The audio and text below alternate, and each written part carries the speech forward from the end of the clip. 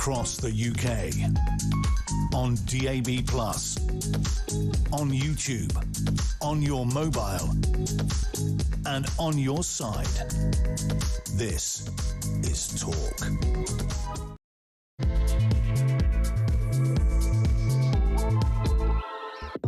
Today, there was a meeting of the cabinet in the United States of America, in the White House, in which a series of people talked about the failure of the United Kingdom, the failure of Europe, the failure of NATO to stand up for itself. Look, we're going to talk about this a little bit, but I want to be clear on something. We always forget that the Soviet Union was 4 miles from the United States of America. The reason is because the United States of America, part of it, is on former Russian territory, that being Alaska. Those little islands in between Vladivostok and Alaska were are incredibly close to each other. And Alaska, as I say, was sold to the United States of America, sold by the Tsar.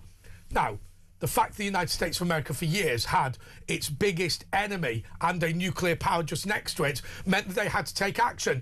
But remember, the vast majority of the population of the Soviet Union are in Europe. Why is this relevant today? Very simple.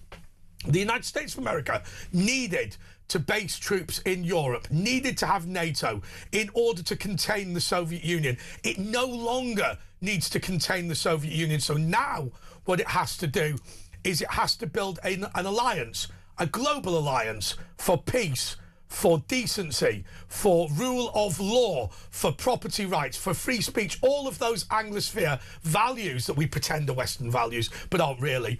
France, Germany, I think have got a pretty solid track record of not supporting freedom, democracy, free speech and the rule of law.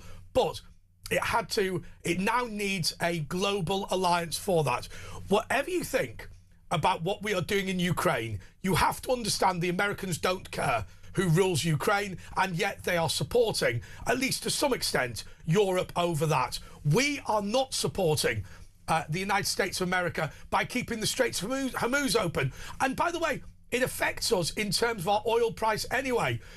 Today, it was pointed out that Tehran is 3,300 kilometres from London, whereas Caracas is 4,000 kilometres from Venezuela, from the United States of America. That is something that was pointed out by, I think, the Secretary of State for War. I forget who it was, but it doesn't matter. Pete Hegseth. Okay, the point is very, very simply this. It is in our strategic interest to support the United States of America, but it's also in our interest to take an interest in the Middle East because it's a major supply of oil. Now, if you don't want oil from the Middle East, talk to Ed Miliband about the fact that there will be no new licenses for North Sea oil, even though we used to be the 5th biggest producer of oil in the world. I think we're now 27th. He, of course, filled up all of the holes that had been dug for fracking. But why on earth should somebody from Minnesota run into machine gun fire in Europe when we are not willing to support the United States of America? Donald Trump said today, there's a great old phrase, never forget. That's not the great old phrase. The great old phrase, it's a good one, though, is never forgive, never forget. Well, okay, he didn't want to go that far on this occasion, but the critical point is this. We are in significant danger because he said in a couple of months' time, NATO will regret their lack of support for us over our action in the Middle East. We will see what that means, but what it certainly means is that there's going to be trouble. But I have to say to you, Americans watch this show and listen to this show. If I was from Alabama, I'm not sure I'd be willing to sit in Ramstein defending Germany when Germany is unwilling to support the United States of America. Why would you? You know, all of these, Latvia, Estonia, Lithuania, remember we challenged you to get them all in order last time, even if you're in Britain. None of these countries are of any real interest to people in the United States of America. What is of interest is their global alliance for peace, and we are not part of it. Asher? Yeah, I mean, us supporting Trump would only be symbolic anyway. We haven't got any of the equipment. In fact, he was having a go at our aircraft carrier today. He's calling it a toy. Can we hear that clip of Donald Trump calling one of our aircraft carriers a toy? Let's have a look at it. I said 25 years ago that NATO's a paper tiger, but More importantly, that we'll come to their rescue, but they will never come to ours. And I want you to remember that we said this. They didn't come to our rescue. Now they all want to help. When they're annihilated, the other side is annihilated, they said, we'd love to send ships. They actually made a statement, a couple of them, that we want to get involved when the war's over. No, it's supposed to get involved when the war's beginning, or even before it begins. We had the UK say that we'll send, this is 3 weeks ago, we'll send our aircraft carriers, which aren't the best aircraft carriers, by the way. They're toys compared to what we have. But we'll send our aircraft carrier when the war is over. I said, oh, that's wonderful. Thank you very much. Don't bother. We don't need it. And we don't need it, and we don't need them. Yeah, I mean, it is a bit of a toy, and also, you never mentioned we haven't got any aircraft on them. But anyway, look, someone who's been directly affected with this is a mate of mine, Ariel Whitman. He's also the Globe's op-ed editor, and he hosts the host of the podcast, The Western Spirit, which, you know, have a look after the show. He's had loads of big guests, including me, and, you know, loads of people, Mike Pompeo, Melanie Phillips, Douglas Murray, all Sorry, just to be clear, he's had all those people on, and you. Yeah, I know. Can you believe it? Yeah, Mike Pompeo must have been quaking.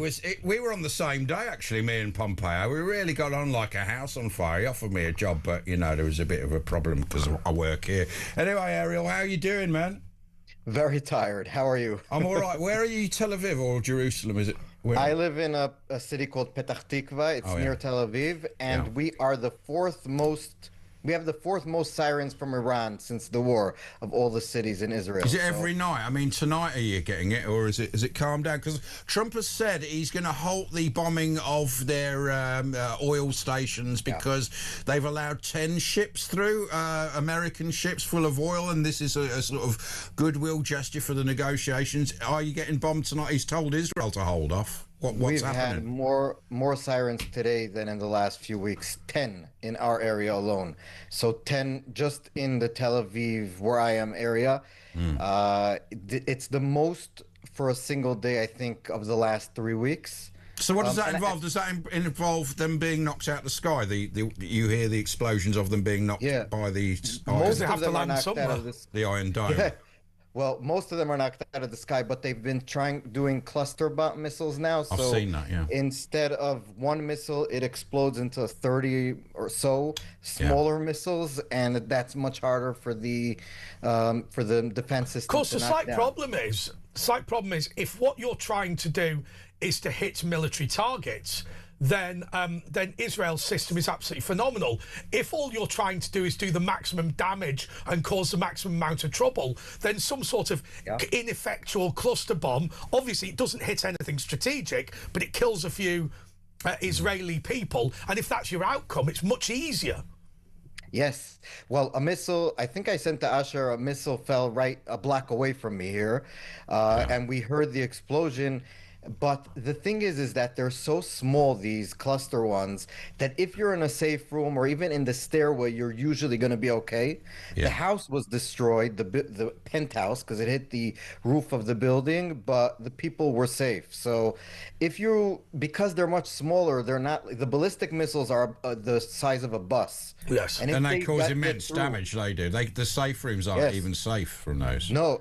Last time, the 12-day war, about a kilometer from where I am, a ballistic missile hit the safe room directly and killed an entire Ukrainian family. Do us a favour. We've had this before, but explain in your circumstances what your safe room is, because we're talking about flats. We've met other people who are in their back bedroom or whatever. Explain Someday how that works. My mate has to go under his stairs. Explain how it works. So, I don't have a safe room in my house. We live in a very old building. Okay. So I go down 5 flights of stairs because I live on the 4th floor. We have a How much time do you get, by the way? Sorry to interrupt.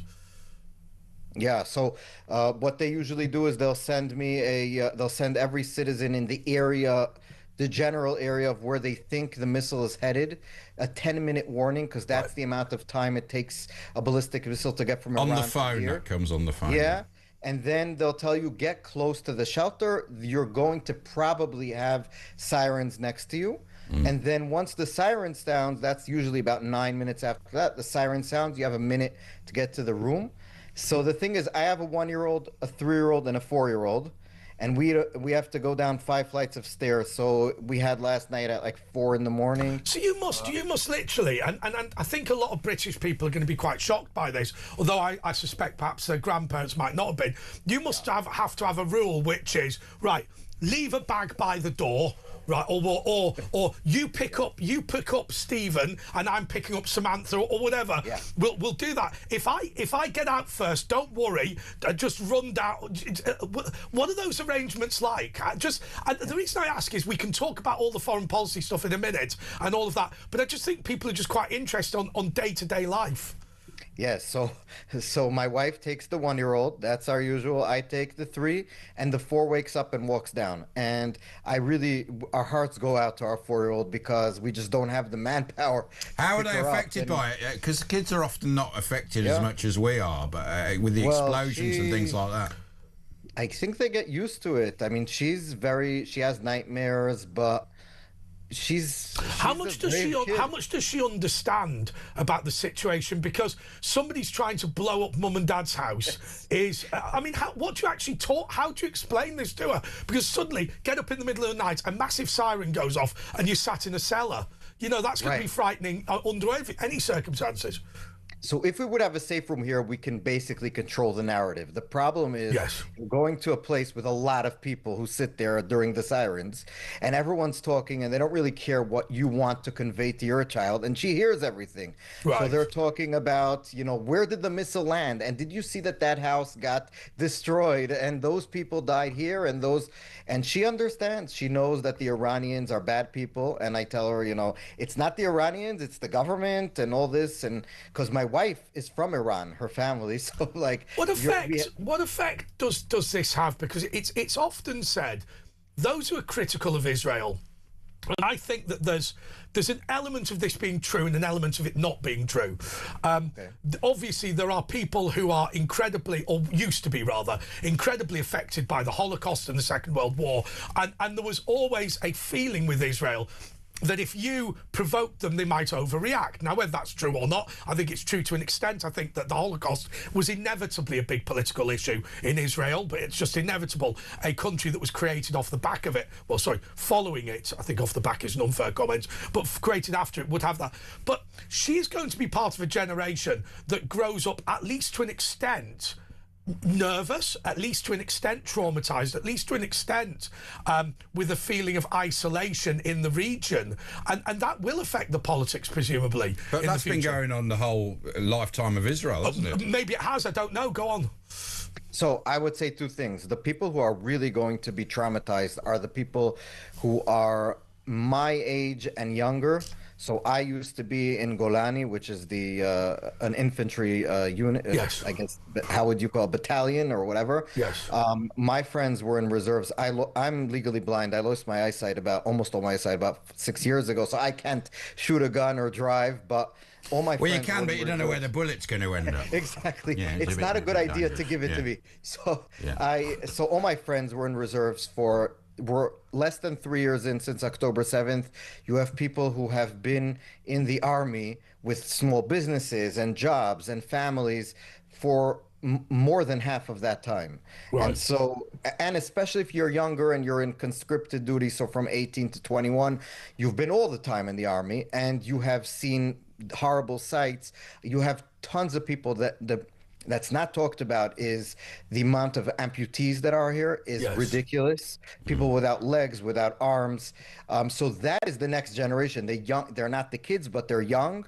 They're coming into the workforce, a lot of them, leaving the army. A lot of them are in the workforce. Our fathers, our spouses, and they are going to be with tons of PTSD. I saw that heartwarming that picture of that little boy who spotted a robot at the airport, Ben Gurion Airport. Obviously, a soldier who'd lost an arm and had some sort of, metal thing or whatever. Yeah. And of course, the little boy was incredibly impressed. And he said, well, I became a robot in Gaza and so on and so forth. And I think what struck me when I went to Israel recently. I'm not Jewish. I don't support Israel, and to the extent that I don't support France. You know, I believe that countries have the right to defend themselves. I don't believe it's for me to say I should be in favour or against any particular country.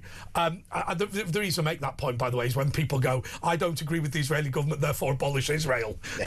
They don't say that about Spain. But it strikes me that I saw a friend of mine who used to live in the same building as me at university, a girl called Rachel. I won't give her full name because I think it's slightly unfair. And she'd moved to Jerusalem, and she was incredibly traumatised because her husband was in Gaza, and she knew full well at the time we were talking, you know, he's literally deployed, and that's going to be a terrifying situation. Yeah, it's terrifying. But I would just to make things a little less scary, is that if you look at polls and studies that have been done about the Israeli society, people here are very happy, more than most other countries in the world. I think we're 6 or 7 on the UN charts of happiness. People here are healthier than most other countries. They live longer lives than almost any other country, I think, other than some Asian countries. We have more kids than any other Western country in the world.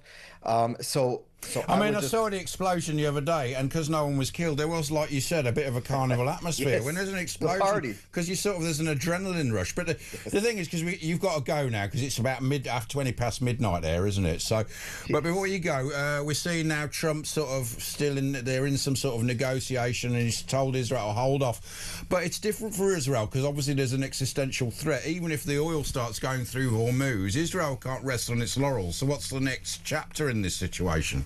So I think both countries have very different strategies and objectives to what they want to do. And I think if you look at what Israel has put on its objective, number one is to destroy, at least to degrade as much as possible, the ballistic missile threat. And number two is the nuclear issue. And if there is a consequence of that, of regime change, great. If not, that's what we have to live with. Back to square one. Can you stay for another 10 minutes, or have you got to get off to bed and get ready for the shelter? I'm here. Excellent. Well, look, we'll take a little breaky. Ariel Whitman. By the way, before you go any further, Asher, I'm really, really sorry about that. I thought you were staying till past anyway. So we were doing the personal stuff first. Yeah. And we're going to talk about the instant. Asher, I'm sorry about that. No, it's all right. We're going to talk about all the other international stuff right after this.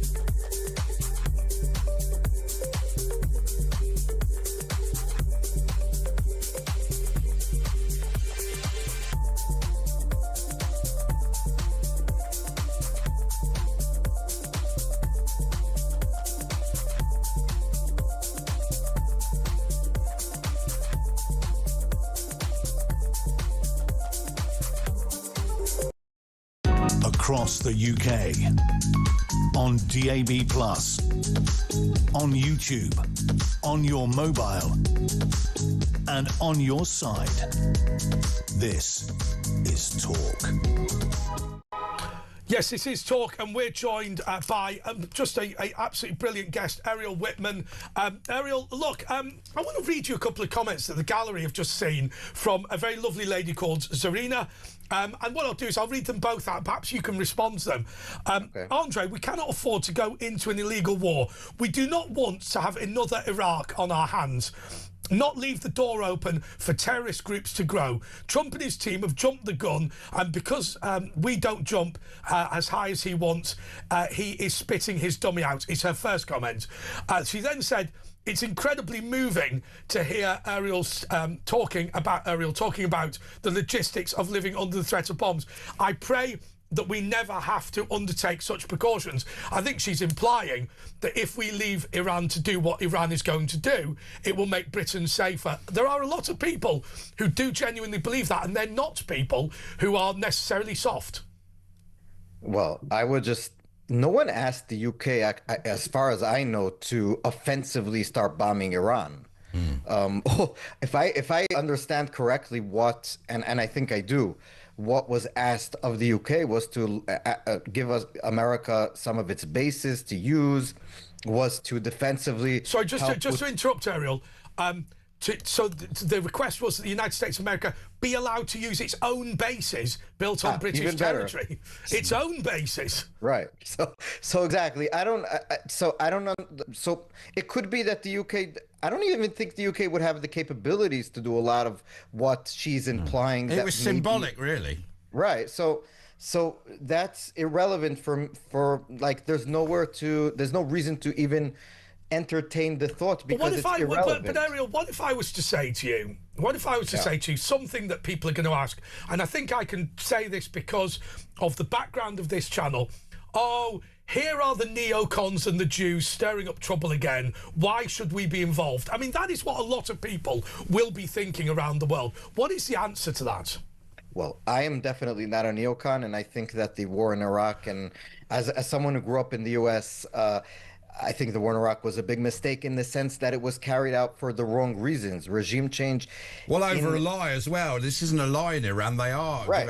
And in fact, Saddam Hussein did nearly get to developing the nuclear bomb, and Israel went unilaterally and were told off for it, and then it was found out to be true. So they already knocked out, and they're right in this case as well. But the world's saying, oh, Iraq sounds a bit like Iran. They're trying to get us into this war, but they've not even hidden it. They're saying they want to destroy big Satan, little Satan. But there is a narrative that there are neocons and there are Zionists, and they're obsessed with killing everyone in the Middle East. Well, what can I do with the narrative? I mean, I just know that I know that I live here. I know that ever since I moved here as a 14-year-old by myself, which is a story in and of itself, I moved here during the end of the Second Intifada. I was in a few places right next to where buses exploded next to me. And every time the weapons, the training, the ideology was all promoted by Iran, plus put the nuclear stuff and the ballistic missile stuff on top of that, and you have an existential threat, at least from our point of view. And I think America understood that it was a threat to them. Is it not time? Is it not time, having asked one question that was negative towards you, is it not time for us in the West to start to understand things perhaps in a much more Israeli way, if I can put it this way? Look, the Irish Republican Army was not the tool of Dublin. It simply wasn't. The Irish government did not want a war in Northern Ireland. There may have been Irish people that supported it. However, the reality is that there is a government in Tehran who are operating terrorist groups around the world. I say that on the 7th of October Iranian special forces, i.e. people trained for undercover work, invaded Israel. That is my view. And I think there's a very clear line that draws. We seem incapable of understanding that we are at war with Iran. And in the words of, I think, J.D. Vance, I might be wrong, that war has lasted 47 years. Yes, and which is interesting that he said that he's like of the Tucker Carlson wing of the Republican Party.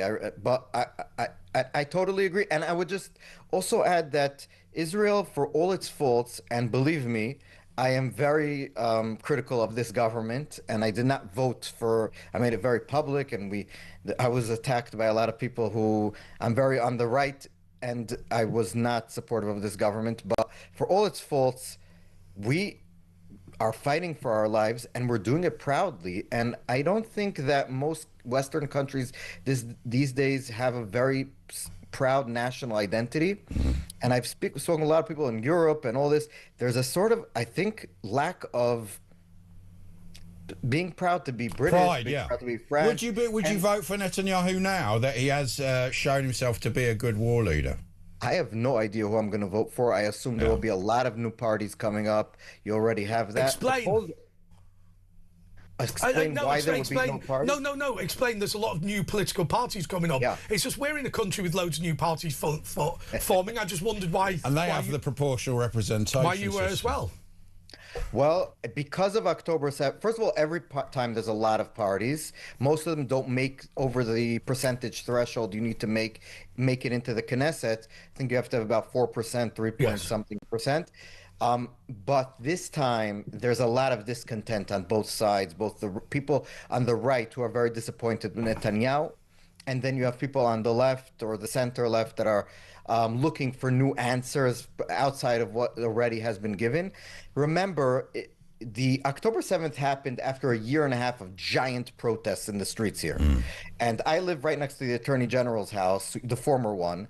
And we had protests for 10 years already outside here since the indictments of Netanyahu. So Israeli society is really going on behind the scenes. People in the UK and other places probably don't know this. Everyone's angry at each other here. The only reason why we're not killing each other is because the enemies want to kill us. Yeah. And so when you have that situation, when it calms down a bit for an election, everyone wants to change Still going to kick off again, yeah. But there's a tradition, there is a tradition, it seems to me. I went to the Golan Heights with the Israeli Defense Force, and it's fair to say that you know, if the Irish are argumentative, then the Israelis are definitely beat them.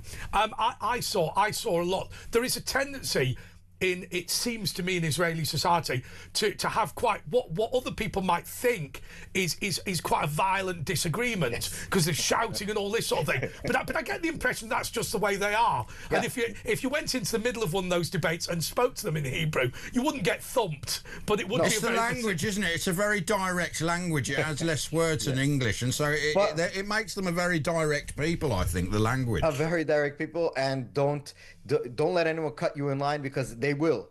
And the driving is horrible. But when Terrible I remember drivers. the day, I remember the day or the week after October 7th, my friends were called up to reserves, and they went into the tanks. And I called up a few friends a month later, and they said, you know, we were protesting for and against the reforms, and we hated each other, but then we were forced to be in the same tank. And you have a guy that was cursing you out a minute before in the protest, and you have to sit together in these small quarters. You have to go to the bathroom together. You have to sleep together, and you have no choice. Steady on. And you can imagine the awkwardness that situation was happening. But it brings a brotherhood, doesn't it? That's because you've got a unified threat. I mean, it's like here in World War II. I don't know if we'd ever get that again because we're so fractured over here, but that's the thing. It brings you all together. But like you said, when it finishes, what is Israel self-sufficient? If I've heard that they want to make it so that they wouldn't need America in case something happened. You get another Biden in the White House. Are they now self-sufficient? And what will be the future with Iran if Trump drops out? Right. So, interestingly enough, Netanyahu said this, and I think this is true. Significant. A number of soldiers were either killed or mutilated because they did not get the equipment that they needed because of the Biden embargo at the time when they were entering Rafah. And so Israel needs to learn from that. Netanyahu says we'll be self-sufficient. I don't think you can really be self-sufficient in such a small country, which is why the relationship with India, that isn't really talked about, is so important. We're moving a lot of the production of weapons and stuff to the Indians because they are not Western in the sense of the woke word, so they know, you know, they need to do business and they want to do business, and they have the same issues with a lot of the radical Islam situation, and they're friendly with Israelis. We have lots of Indian workers that came here and stayed throughout. And another thing, just before you guys probably have to let me go, is the reason why, which is really not talked about, is we have about a fifth right now of the Israeli population that does not go to the army, that does not participate in the workforce, that lives off welfare as an ideology, which is the ultra. Is that the very religious one? Yeah. Yes, and that they are the largest growing demographic in the country. And well, I would imagine so if they don't have to work. But I thought they were changing the law to do with that. Yeah. Well, the law has been paused. That the law was basically made by the ultra-Orthodox because they control the coalition. And so the election that coming up, can you imagine so many people went to the army, so many people died, and you have a population that is living off the money of those people and the lives of those people, not risking their own lives. Yeah. Exactly. And so but their argument in their defense is that no army can be successful unless somebody prays for God to support it. I mean, look, okay, that's their excuse. It's an old-fashioned view, but it, you know, it is. Yeah, but it also keeps them I out grew of up danger. ultra-Orthodox. So I grew up ultra-Orthodox even in Israel after I came. I grew up in Brooklyn, New York, and to Hasidic family, moved to Israel by myself to study in yeshiva and stayed here. And I think, and then moved to be a Zionist religious, so I still wear a kippah and everything. And we went to the army and yeshiva together in the army, continued studying throughout. Now I'm a little bit less religious. So do you think it's cowardice? You know, they don't want to risk it rather than their excuse, oh, we've got to read and learn. I think it's a measure of a bunch of things, but in Netanyahu, when he was the finance minister in 2003, cut a lot of the welfare. The amount of kids in the ultra-Orthodox community went down. The amount of kids in the Arab community, which at the time had very low work rates, went down. The Arab community today is working in Israel. So Arab Israeli citizens work much more. Almost half the doctors here in the hospitals are Arabs. I met them. And the army, there are Bedouin and Druze in the army.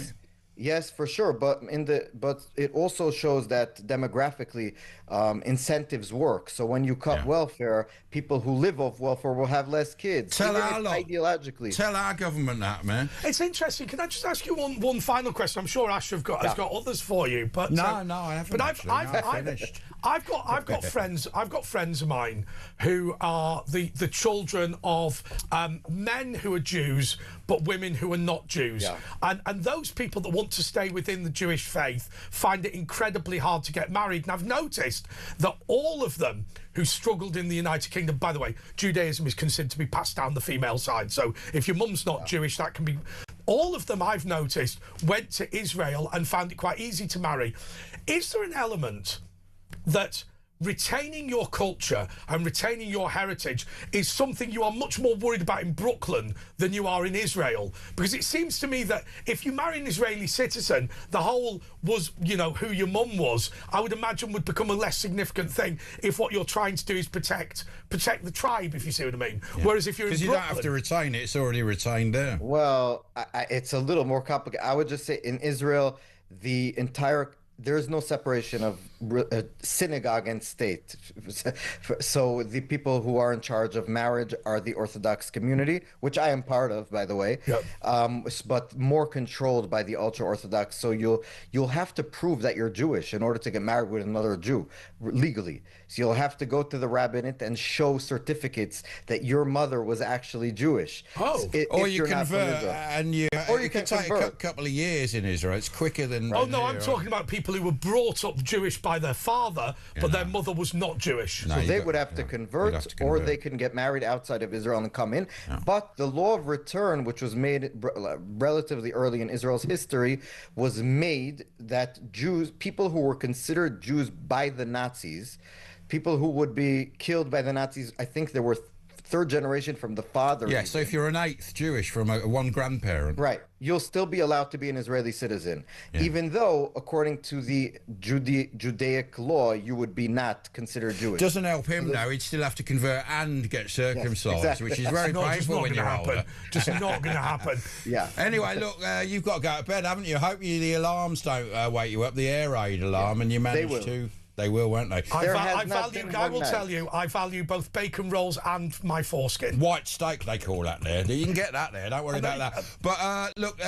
let me know on WhatsApp or whatever if you're ever one night there and we're on air, because we'll get you live and see what's going on. They look whenever you need. Anyway, that's Ariel Whitman. He's the host of the Daily Wire podcast, which is incredible. The Western Spirit, the Western Spirit with Ariel Whitman. He's had some great guests, including me. It's Andre Nash on Talk 03444991000. Pete Barnes, I can see, is in the building, so I think we'll probably be back with him after this.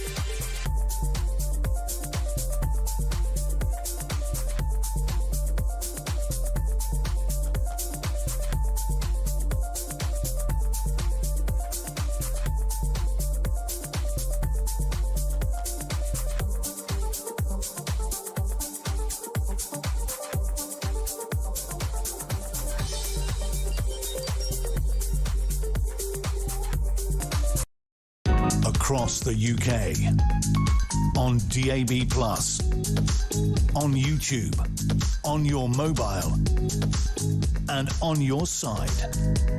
This is Talk. Okay, this is it the press preview, Pete? Not yet.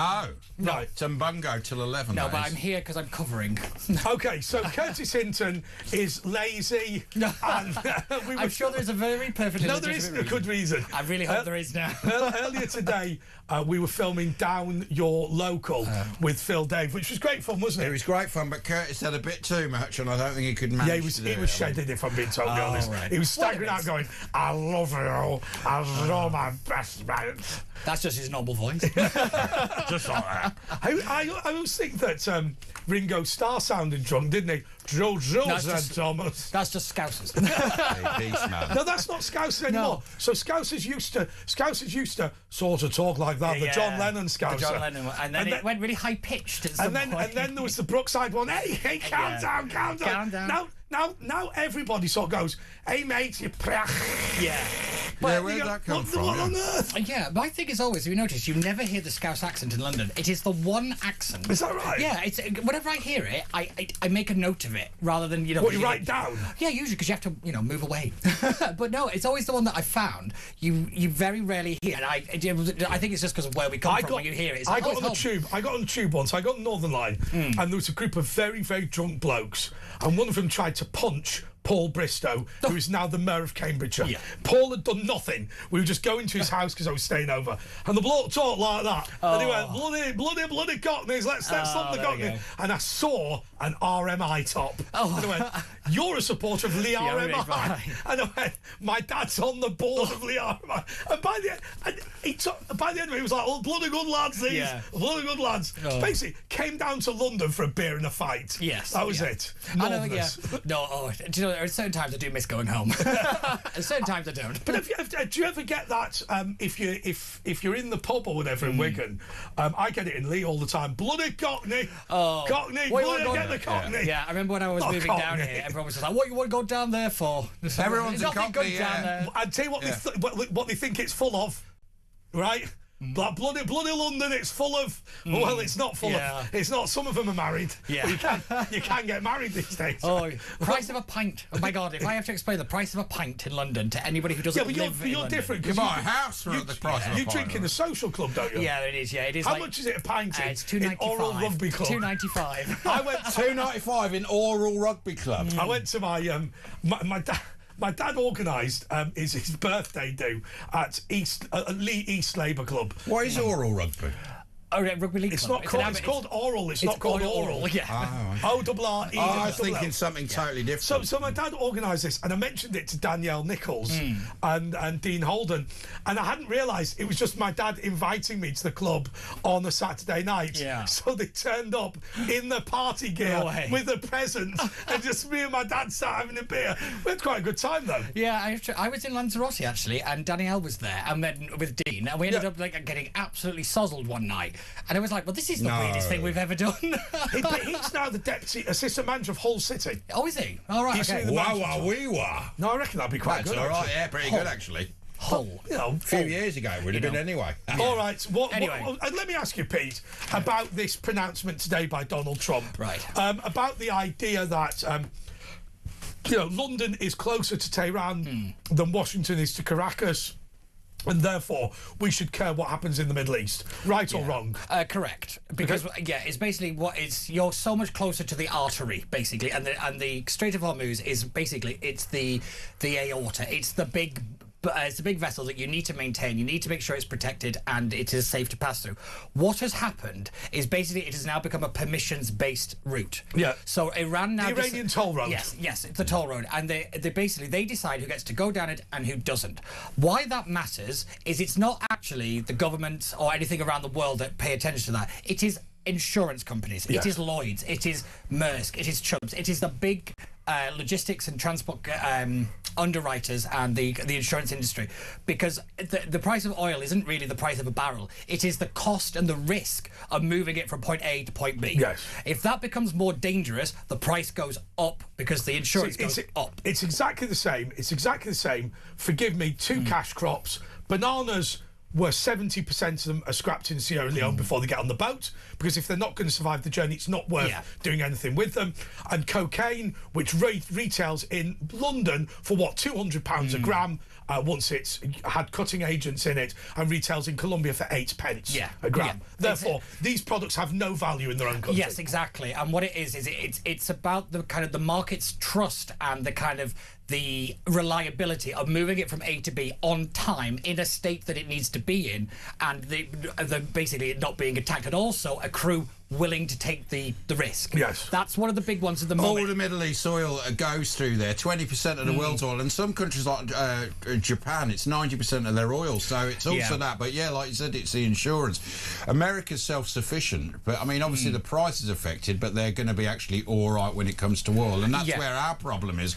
And of course, Starmer hiding behind Miliband now because of this. What do you think of the Starmer situation? I mean, also we've got him today saying about the Mandelson thing. He said, I'm beating myself up about it, but not as much as he beat up Boris for eating a piece of cake. Yeah, the idea that he didn't know about any of this with Mandelson, it started very orchestrated, that he was deliberately kept, that kind of plausible deniability moment. I think that is where we are. As this mobile phone, this stuff with the mobile phone. Well, but Pete, do me a favour, be careful. Let me just give a dispassionate appraisal of that. Okay, Morgan McSweeney has 2 mobile phones, one a work phone, one a personal phone. Not unusual in government at all. Wouldn't criticise that. On the 24th of October, which was shortly before Mandelson was sacked on the 1st of September, Morgan McSweeney phoned the Metropolitan Police to say his work phone had been stolen in Belgrave Square. He did not tell the Metropolitan Police that it was a Downing Street phone. He did not tell the Metropolitan Police that he was the Chief of Staff of Keir Starmer. Now, here's where Pete and I are going to have to be very careful. The Metropolitan Police have expressed their frustration that this was not flagged as a more serious crime at the time, and they have expressed their surprise that it was coincidentally stolen at the same time as they would have wanted to look at it in relation to Peter Mandelson. However, well, thank you, Ashley, that was helpful. However, it was a crime that has been genuinely reported, and there is simply no evidence to suggest any wrongdoing by Morgan McSweeney. No. It is a case of the timing is unfortunate. Well, anyone can ring the police and report a phone Yeah. stolen. There's been no CCT footage of it. He gave the wrong name, but this is the thing. There's lots of other bits to go towards it. My point with this one is, it doesn't really matter whether they orchestrated it or not. It is the fact that there are members. It does in terms of Ofcom licence. Yes, it does. No. It matters very much. And it would be a criminal offence if that was done. Politically, the reason this story matters is the fact that you now have members of the Labour Party openly saying what Downing Street is coming out with isn't true. Okay. That is the story. No, that's fair enough. That's my bit on this, is it's because, one, the government has now lost benefit of the doubt. It has gone clean out the window, like when Boris lost it. Therefore, the days of this government are pretty much numbered. But see, here is where Morgan McSweeney does have a problem. So I understand, you've lost a mobile phone. Right, remember, when I had my parliamentary security pass, if you lost it, you had to phone 999 and report to the nearest police station to explain what had happened to it. Yeah. And Downing Street mobile phone, Morgan McSweeney should have got special branch to invade Belgrave Square, and they would have done it had he said what it was and who he was. And I'll tell you now, the one thing that Downing Street have come out with tonight, which makes it even more of a farce, is they said his phone was not that big of a security risk. He was the Chief of Staff to the Prime Minister. The idea that that guy has not got things on his phone or numbers on his phone that aren't national security is preposterous. But when he says it's my work phone, well, you would have for propriety, you would have flagged up the reality. Now, there are people, I talked about this on my YouTube channel, there are people who are going to say, well, what is it on the phone that you couldn't get from the network? And that is now a debate. Yes. There are some people who say, in reality, even without the handset, the police can trace everything. I don't know about Telegram, I don't know how it all works. For me, I've got to say that probably because it is a government phone, and at that level, it's not a normal contract that you get off the high street. That's a reasonable point. This is what my mind wanders down, because it's not a normal phone. It is a phone, but it's not a normal phone. It's because of the extra layers of security. That's right. It's not a handset If I phoned up O2 customer support, they're not going to be able to print off the text messages. This should only be done on government phones, official business. Now, see, what I would now start to have the argument about is government should not be done via WhatsApp. No. Yes. I think that has to go, because we had the Nicola Sturgeon problem when she lost hers, Boris lost his WhatsApps. Now we've got this problem. Wes Streeting seems to have lost his WhatsApps, found his WhatsApps, then lost his WhatsApps again. That's rather convenient. But yeah, it's now got to be, it's email or nothing, and they've got to be some kind of phone conversation. I never had this rule when I worked in Parliament, because remember, I'm a political advisor rather than a civil servant. But my understanding with the American president and his staff is that you conduct all business via your official communication system, which you will be provided with. And if you do not do that, then what you are doing effectively is passing an official secret through an unsecured line. Like crooked Hillary disorder. Yes, exactly. So it is the private servers and all that kind of thing. It is absolutely rotten. They didn't like the Hillary thing. She lost the presidency on that. I think she did, because it's that element of trust. It's, what are you hiding? 33,000 emails. Yeah, the minute that question rises. Yeah, because this government already has a bit of a trust problem anyway, this is just compounded on top of it. Well, I'll tell you what, why don't you go to a break and let's talk about today, head in hands, and the Labour Party's going bankrupt as well. Oh, yeah. Oh, dear. Yeah, 0344 499 1000. Pete's in with us. It's Andre and Ash. We'll be taking your calls, going through the papers after 11. Back after this.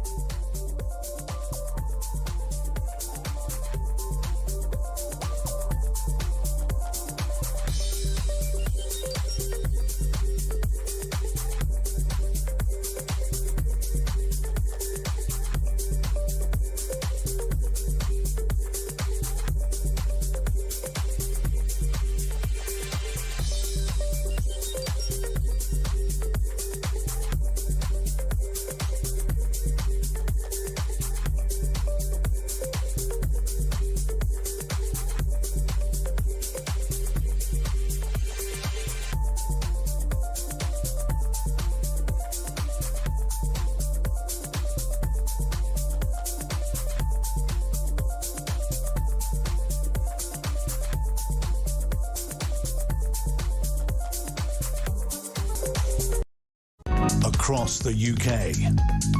On DAB+, on YouTube, on your mobile, and on your side. This is Talk. It's okay. The Labour Party is in real trouble. I thought Jacob Rees-Mogg was interesting today with the storm with his head in his hands. He wasn't really upset, but it is illustrative of the status of this government, Pete. Oh, yeah, it's nice to see that he's got his head in his hands and not us for a change whenever he's speaking, because that image is now going to haunt him for the rest of his premiership, because it really was the worst thing he could have done, because the exchange that was going on there was actually over Ed Miliband and who gets to make this decision, and he just could not get it into his head why Kemi Badenoch was keep coming back at him saying, but you're the Prime Minister, you can make this decision, and he's like, but the legislation says this, the legislation says this. Yeah, cannot compute. Yeah. He was like, he thinks that there is a process for everything. Yeah. I think Michael Gove was interesting. Lord Gove, now the editor of The Spectator, where he said, look, by definition, the questions and the decisions given to the Prime Minister are the difficult ones that nobody else could take. It's almost like cannot compute, process, boom. Yeah, because basically he hid behind. I think he does hide behind it, but more importantly, I think it's more that he doesn't know how to operate outside of it. No, because he needs it. It's somewhat of a kind of the point of the Prime Minister is to make the decision outside of the box. Everybody will come to you. The process gets you to the decision. You've then got to make the decision. What Badenoch should have said is, okay, you're leaving it up to him, but if you were that minister, what would you decide? Yeah. And then I think he wouldn't have answered it. I think Rees-Mogg made an interesting point. He said, look, to be fair, Starmer makes a point. Individual licences are granted by Miliband. Yeah. However, there is a huge caveat. There is a political decision here, which is you will grant the individual licence. I am saying it is British government's policy to have more North Sea oil.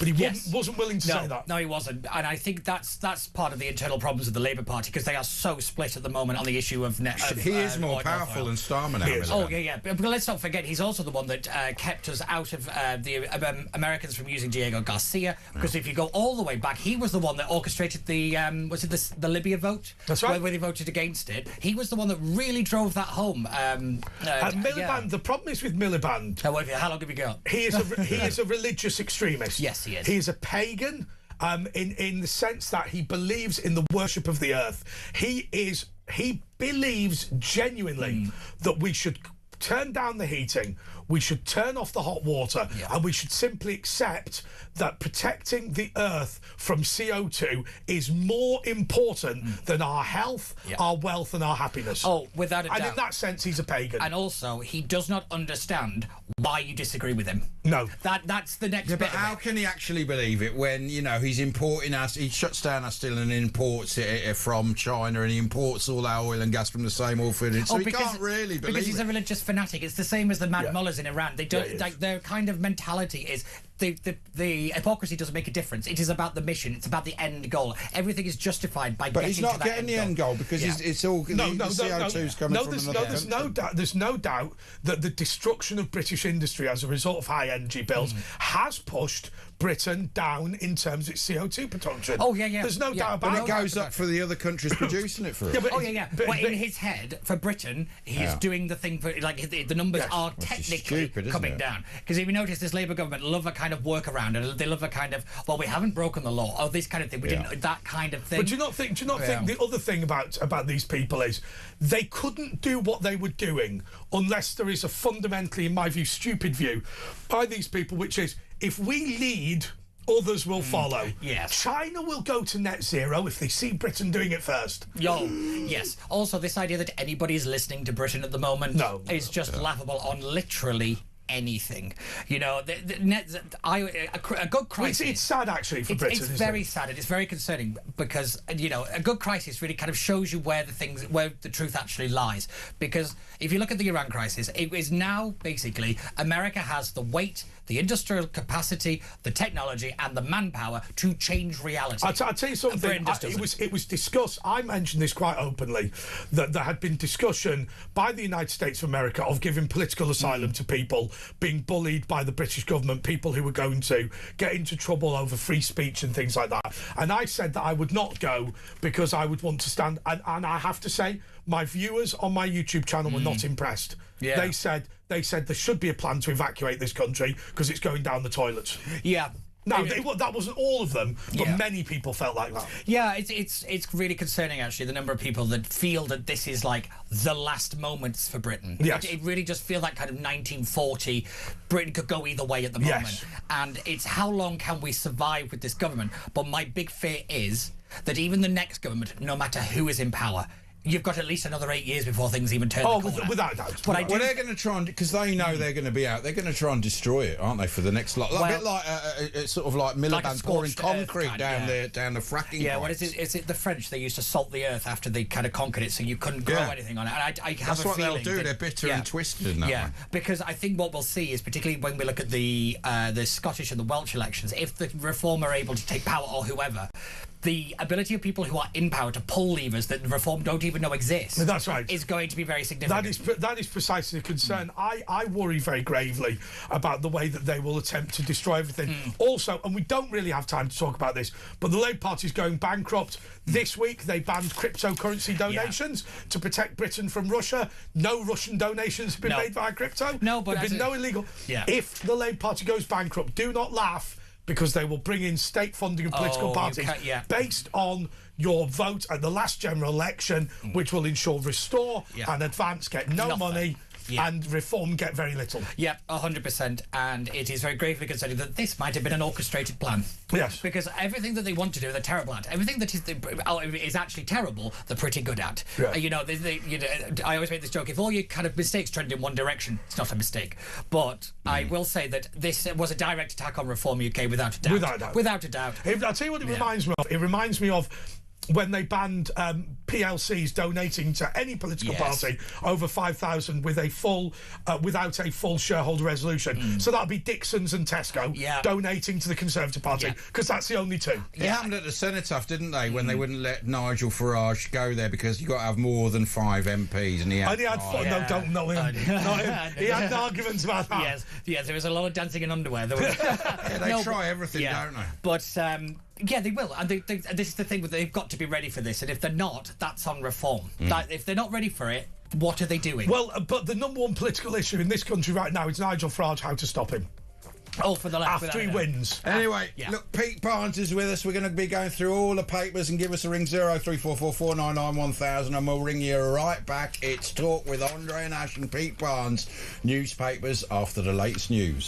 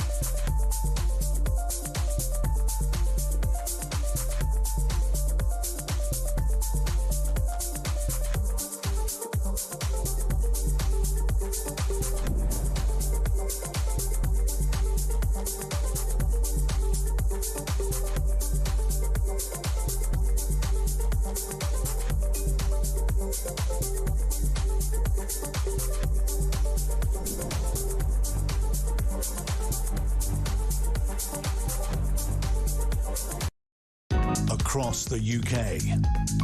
On DAB+, on YouTube, on your mobile, and on your side. This is Talk.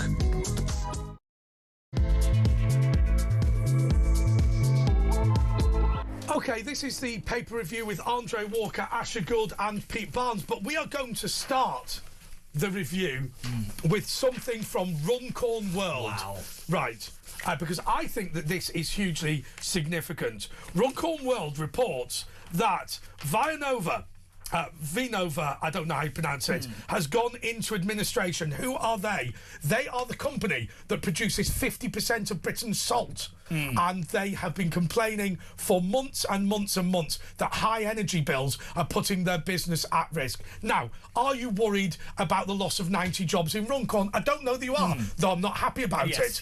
But it has to be said, this is yet another important business. We are talking about Britain ceasing to produce salt for the first time in 15,000 years. Wow.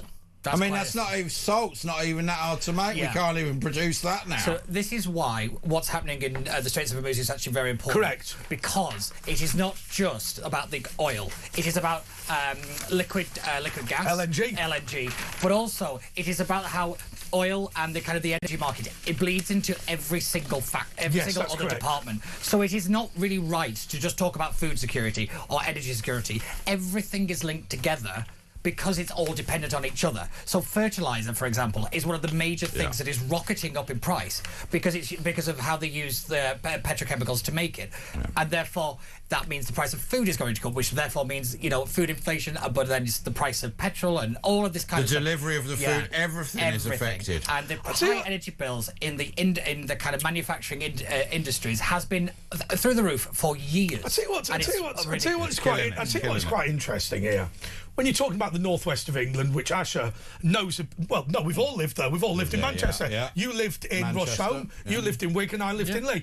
Okay, this is something that's been said by another outlet about this, who've said, whether it's the cotton mills of Manchester, the coal mills and the coal mines of Lancashire, the shipyards of Liverpool, or any of the other major industries that dominated the Industrial Revolution, salt making now will disappear as well in Britain for hundreds of years. I mean, I disagree with that. It's thousands of years, but there's hundreds of years on this site in Runcorn. I mean, what is left of this country? Oh, nothing. But it's industrial. We still make the referees' whistles in West Bromwich. Yeah, but no, this is the thing. It's industrial suicide. And we did this to ourselves.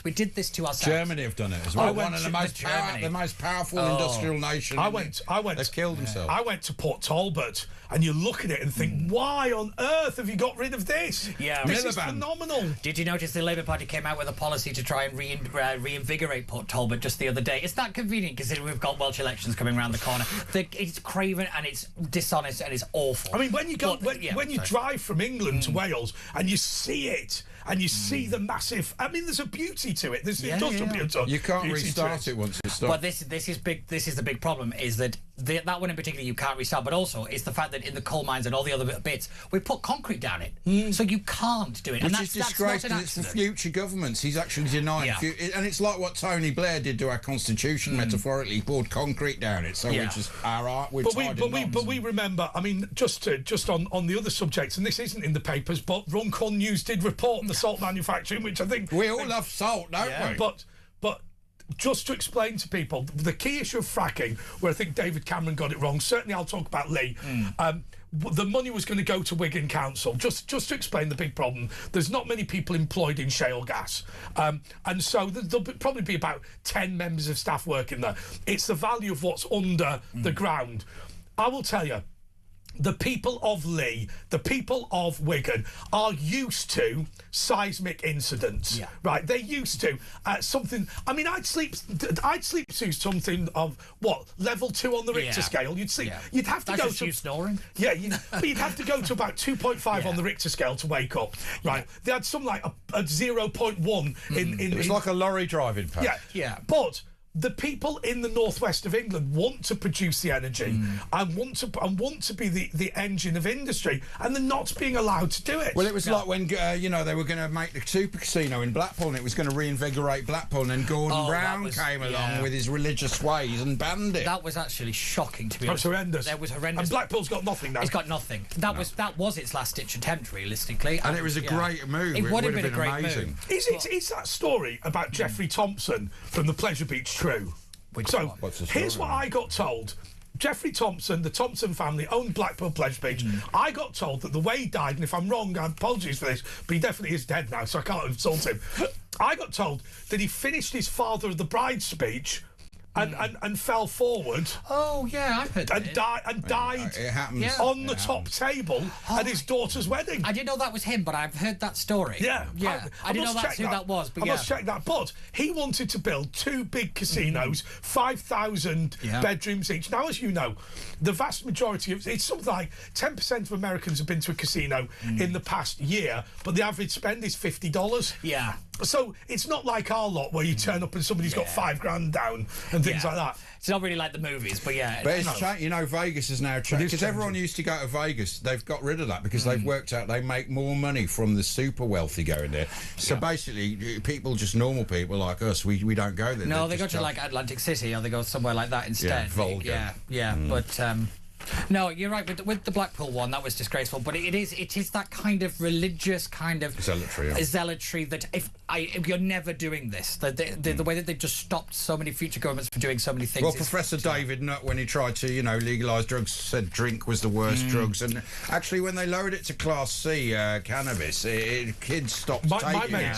I had a friend of mine who, when he went to university, his dad, who was his granddad, both of his granddads had won the Nobel Prize for science. Right, this guy.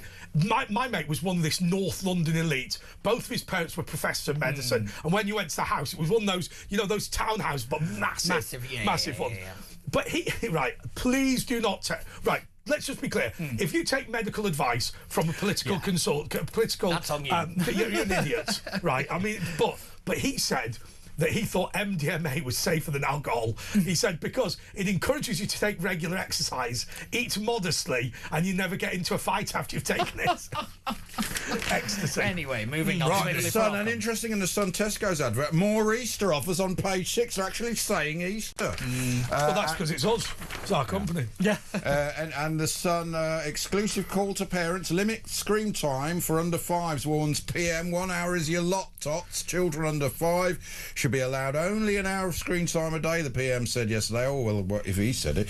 Keir Starmer said new expert guidance would help parents in the battle of overuse of devices.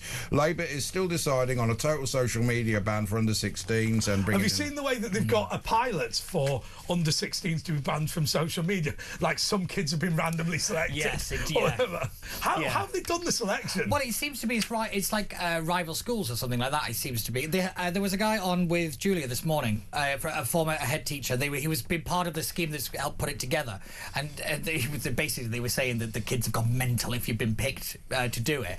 But my thing is, a sensible parent knows not to put their kid in front of a screen for over an hour and a half. I mean, everybody. But there's a knows lot of not sensible parents. Yes, that's true. But at the end of the day, I think there are probably more sensible parents than there are, sensible people in the government. But you're not. That's true. But you're not really a parent anymore because you get told how to bring up your kid. It's the communist way. That's what this is. I mean, let's be clear. Let's be clear. You're not allowed to put your kid in front of a screen for an hour a day. Yet there are people teaching your child who want to be known as Mix rather than Mr. or Mrs. because he's got a wig. Yeah, he's going, "Oh, call me Mix." And those people wanted to work from home, which means they'd have to be on Zoom or something, so therefore in front of a screen. Yeah, I mean, it's just ridiculous. It's utterly ridiculous. I worry about the way that you are no longer the parent to your child. I mean, I've got dog in the hunt. I always say I've got a dog in the hunt on this because my mother overruled medics who wanted me to not receive any medical treatment when I was born, and she insisted that I did. And within minutes of me being tested for various problems, I was on the way to a specialist baby unit, which saved my life. Now, I'm not saying... And look what happened. I'm not saying that my mum knows better than a medic. She was an accountant. They normally do. The mother of the baby often... But a mother's instinct is something that we should not move away from. And I think the more you can help parents, the better. The more you can lecture to them. I just think it's... Yeah. I'll tell you what it reminds me of. It reminds me of, what is it, Cheetham Hill, Strange Ways. Right, that area. Do you remember when we were kids, where you used to be able to buy jeans for like £5? Oh, those Joe Blogs fakes. The Rolexes, And basically, they it's go, now all vapes around. Oh, we've brought in a minimum wage. Have you really? Oh, because all of those shops had Pakistani women working for 50p an hour. Yeah. Well, Leicester, do you remember there was that famous clothes brand? What was it called? Let's not get the clothes brand wrong. Let's not get it wrong. What? My thing on this, Louis Vuitton. No, I'm joking. Yeah, with 4 T's. My thing with this though is I saw. Right, and I don't mean to be rude. I saw an advert program the other day where some Chinese fakers had called it Burbelly. Burbelly, not Burberry. Beer belly. Burbelly. I always make that joke. So that's not how you spell Rolex. But my thing is are parents willing to be told what to do now though? So we keep having a go at the government for telling parents what to do. Are the parents actually rather demanding it? Are we looking at this from the wrong perspective? Well, I think the most recent Children's Act is a dangerous thing because I think the main power that you had as a parent was taking your child out of school, and to remove that power. I know most parents didn't. But now you will not have the power to do that because they can't be indoctrinated. Yeah, and I know they've made it much more difficult to be homeschooled as well, haven't they? It's like the Khmer Rouge, isn't it? They don't want. They want to run the children. So I didn't mean to elbow you there. Just to explain what the new rules will be. Every single child that's homeschooled will be put on a register. Yeah. Any parent that wants to take their child out as homeschooled will need to seek the permission of the local authority. Any local authority case, if you're being investigated in any way, you're not allowed to take your child out of school. Now, here is the critical point. What might happen, what I envisage happening is this. You are being investigated for being a Christian. And for being anti-trans. Yeah. And then you go, I'm not going to allow my child to be in this school anymore. They go, I'm afraid you are legally obliged to send them. Yes. And if you do not allow the child to go to school every day, the child will be put into foster care and ultimately be forcibly adopted. Yeah, I agree. It's also one of the reasons I think the Labour Party went after private schools was actually to bring people in line with the state. Yes. I don't think this is really a kind of private versus public argument. I think this is just a control argument more than anything else. I think it's all about control. Anyway, Pete Barnes is with us. We're going through the papers. We've still got all the papers to go through, and your calls will be coming on after 11. So more papers, the Times, the Metro, and more from the Runcorn Express after this.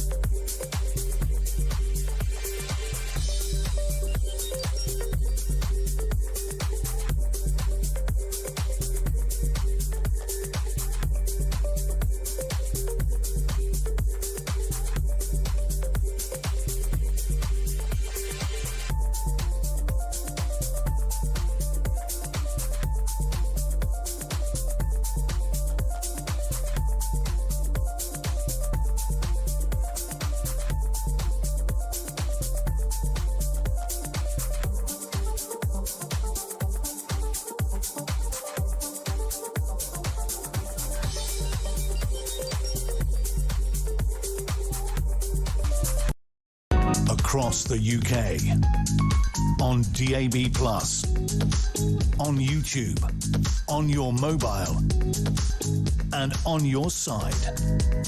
This is Talk.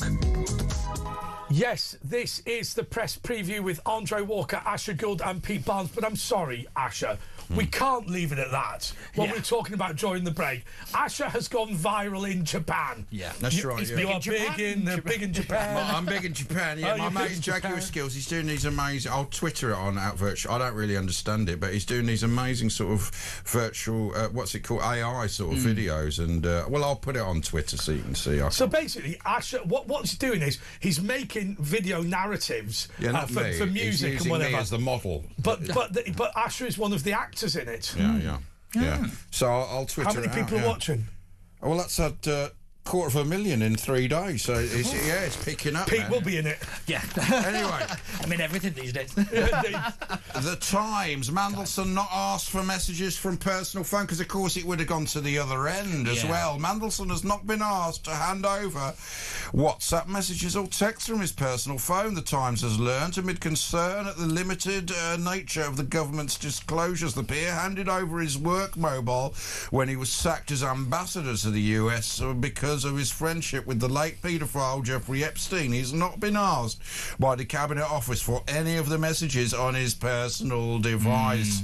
A dozen officials are trying to reconstruct the contents of his phone by asking ministers and officials for their correspondence with the people. Well, then why don't they just get his phone? Well, we know why, don't we? Yes, we do. I also wouldn't want to be the person to go through that phone, but what I find interesting... Oh, get out of here. I was going to say... I know, yeah, well, Cassie, me. But I will say, where's GCHQ in all of this? We have one of the best government communications departments in the world. No, I think you answered it earlier.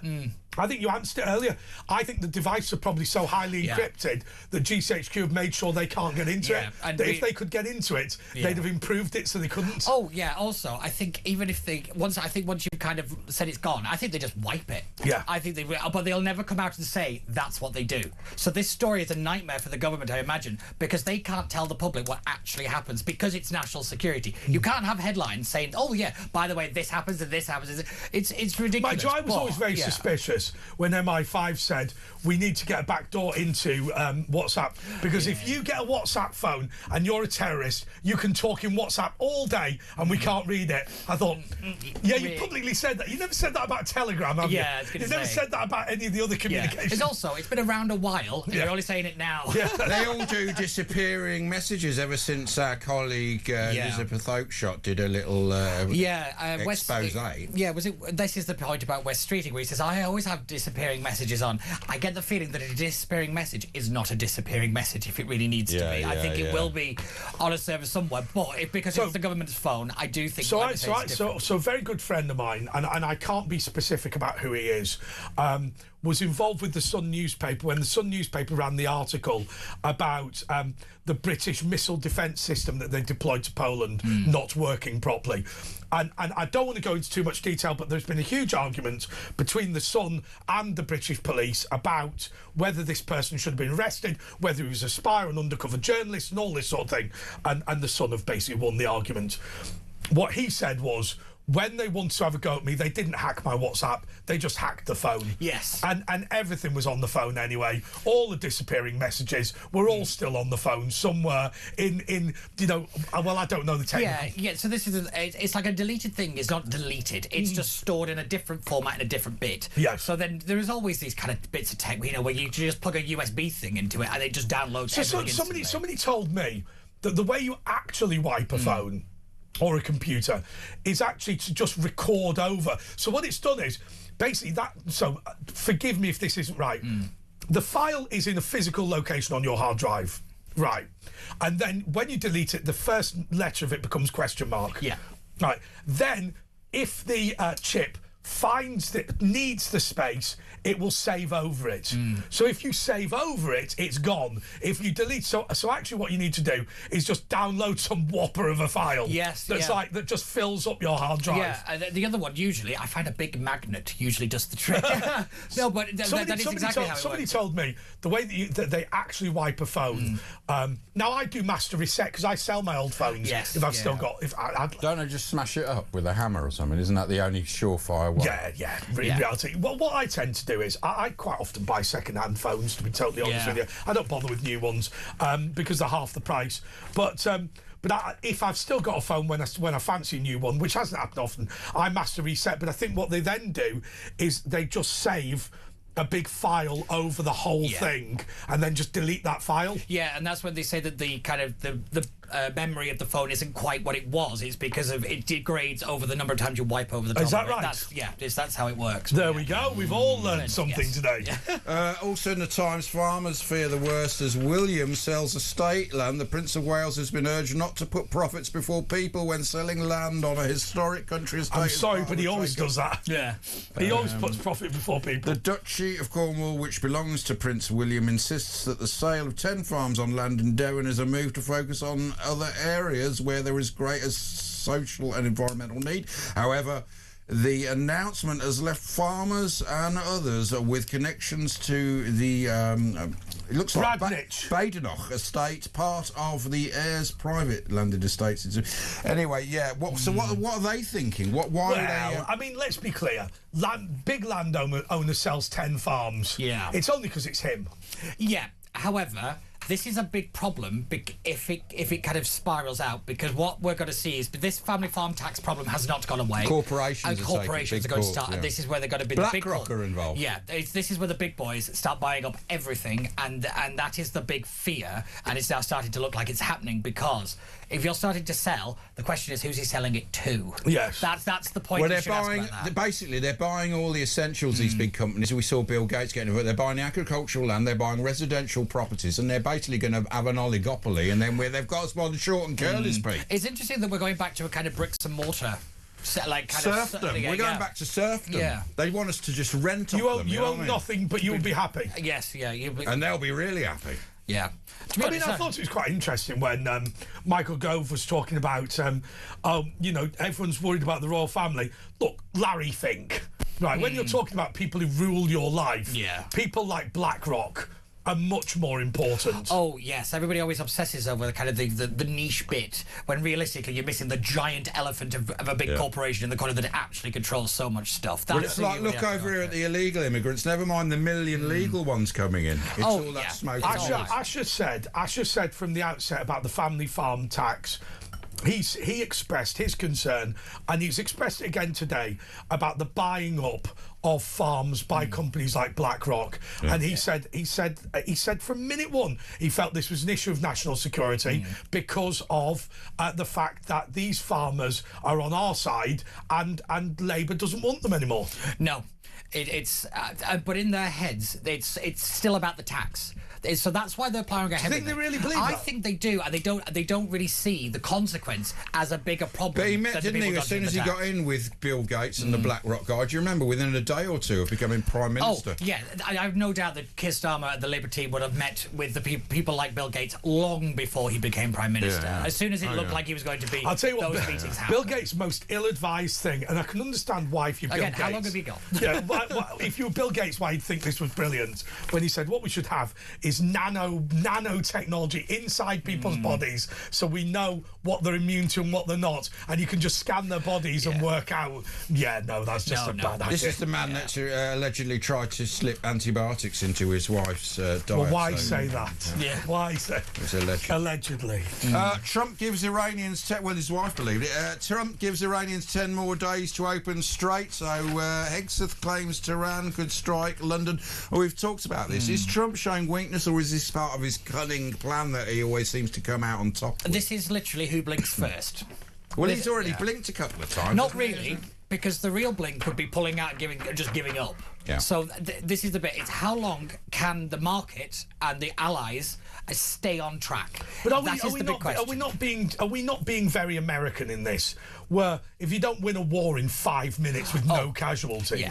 Oh, yeah, it's ridiculous. If you're going to go to war with Iran, right, it's going to get bad. I mean, what are we up to? Day 27? Yeah, that's right. I mean, one war went on for 4 years, let alone 27 days. It looks like it's a bit of an off-ramp, doesn't it? Yes, so that's the thing. They're always looking for an off-ramp because the cost of war is absolutely astronomical. Having got so much, what they call kinetic mass, all the kind of military stuff, there is costing America a fortune. And the oil price is costing trillions around the world. So this is the bit, is they need it to end quickly, but Trump can't lose face, but also you've got to make sure that the regime is finished, that the nuclear program is ended, and also you've got all the other bits in place, because I actually think this is actually about the Gulf states stepping up. Oh, totally. And I think this is more of what they're doing. It's actually looking at Qatar, Oman, Kuwait. Yeah, but he's told like Israel stop bombing the leaders because they need to start working with them. So that suggests he is going to bring that regime back, maybe on a lesser sort of. Well, I think there is a reason why Martin McGuinness and Jerry Adams didn't have any problems with A, collusion, or B, long prison sentences. Right? Yeah. They weren't a lot religious, you know. They didn't have that belief. Well, it's like. But by the way, there's always an important quiz question. How long was the 100 Years' War? Chuckle. It's 116 years. Yeah. I did have to look it up. But the point was, a war of more than 100 years. It doesn't have a good ring to it, the 116-year war. But we're 21 days in, and this was the point they made at that press conference. It wasn't a press conference, it was a cabinet meeting. But they said, you know, what is it? You said 21 days. However many days in to this war it is. I mean, you can't say the war is not won within 20 days. Yeah. It's ludicrous. It's ludicrous. Because also, if you actually look at the ability of the US and the Israelis to actually just capitulate Iran's entire fleet, its air force, and its 150 boats it's just sunk. Absolutely astronomical amounts of precision, skill, and they have done this like nobody's business. And everybody's running around saying, "Oh, it's been a catastrophe," all this kind of stuff. Only 6 US personnel have sadly passed away, and that seems to be because of friendly fire. By the way, can I tell you one other thing that has been proven, and it's been proven in Venezuela, it's now been proven in Iran, and I think it's been proven in probably Russia as well, and a few other places. Do you know how Temu makes promises about products that it can't actually... the products are a disappointment. Yeah.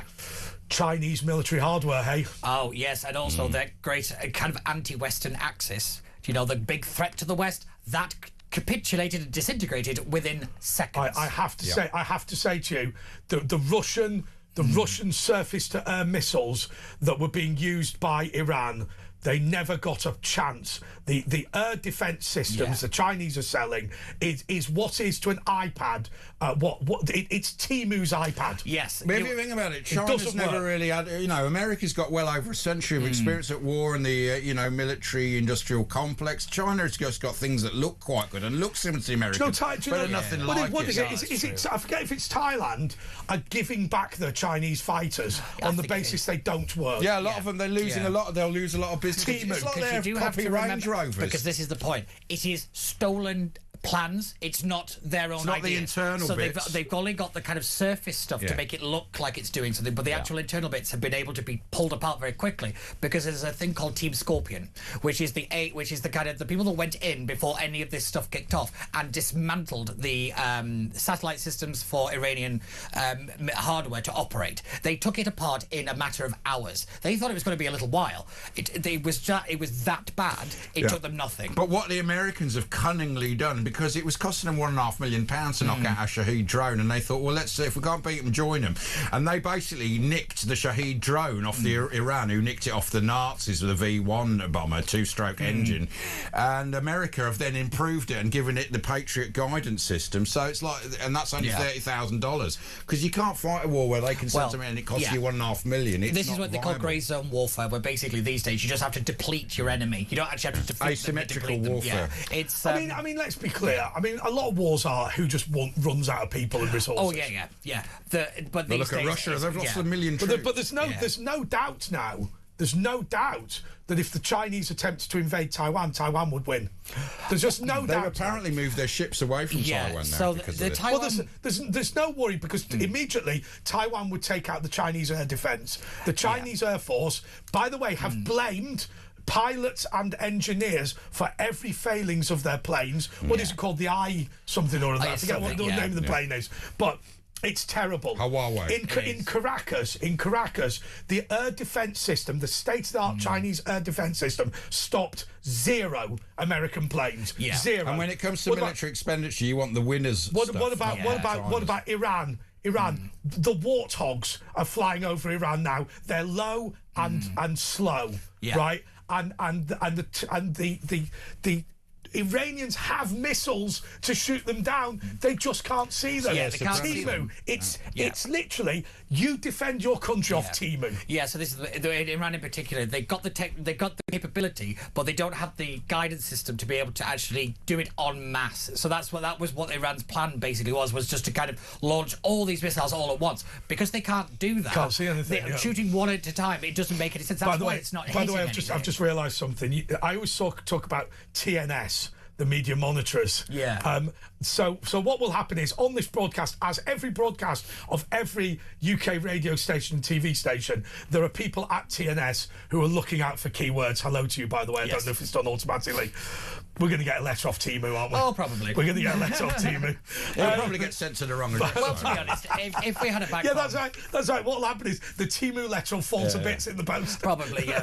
It'll be sent to the wrong address. It didn't hit one. Their anti-aircraft, the latest Chinese system, didn't knock down one aircraft, and the navy which was supplied by China is at the bottom of the sea. So it's really shown this. It's fair to say the Chinese military kit is rubbish. But they would last 20 years they were saying we're going to become the superpower, and this has really put them back a lot. The problem is it's not capability. What it is, it's pretense. To be fair, if you were to look at a military that shows off more than anybody else, it would be the Israeli Defence Force. They go on and on. We can do this, we can do that. We can automatically shoot people at our wall and just send a glider over it. Pretty much. However, what they do have at the back of it with the Israeli Defence Force is some of the most sophisticated equipment in the world. They don't have enough soldiers, and they're not as good as they make out. But when it comes game time, the problem with the Chinese, that all this stuff looks great driving through Tiananmen Square, but none of it works. Well, what they do in Israel, they buy the American planes, and then they just basically delete all the software and put their own software pretty on. much. And then other countries actually buy the F-16s and F-21s with Israeli the thing is, though, with software. Taiwan, is it's going to become what the Strait of Hormuz is now. It's permissions based,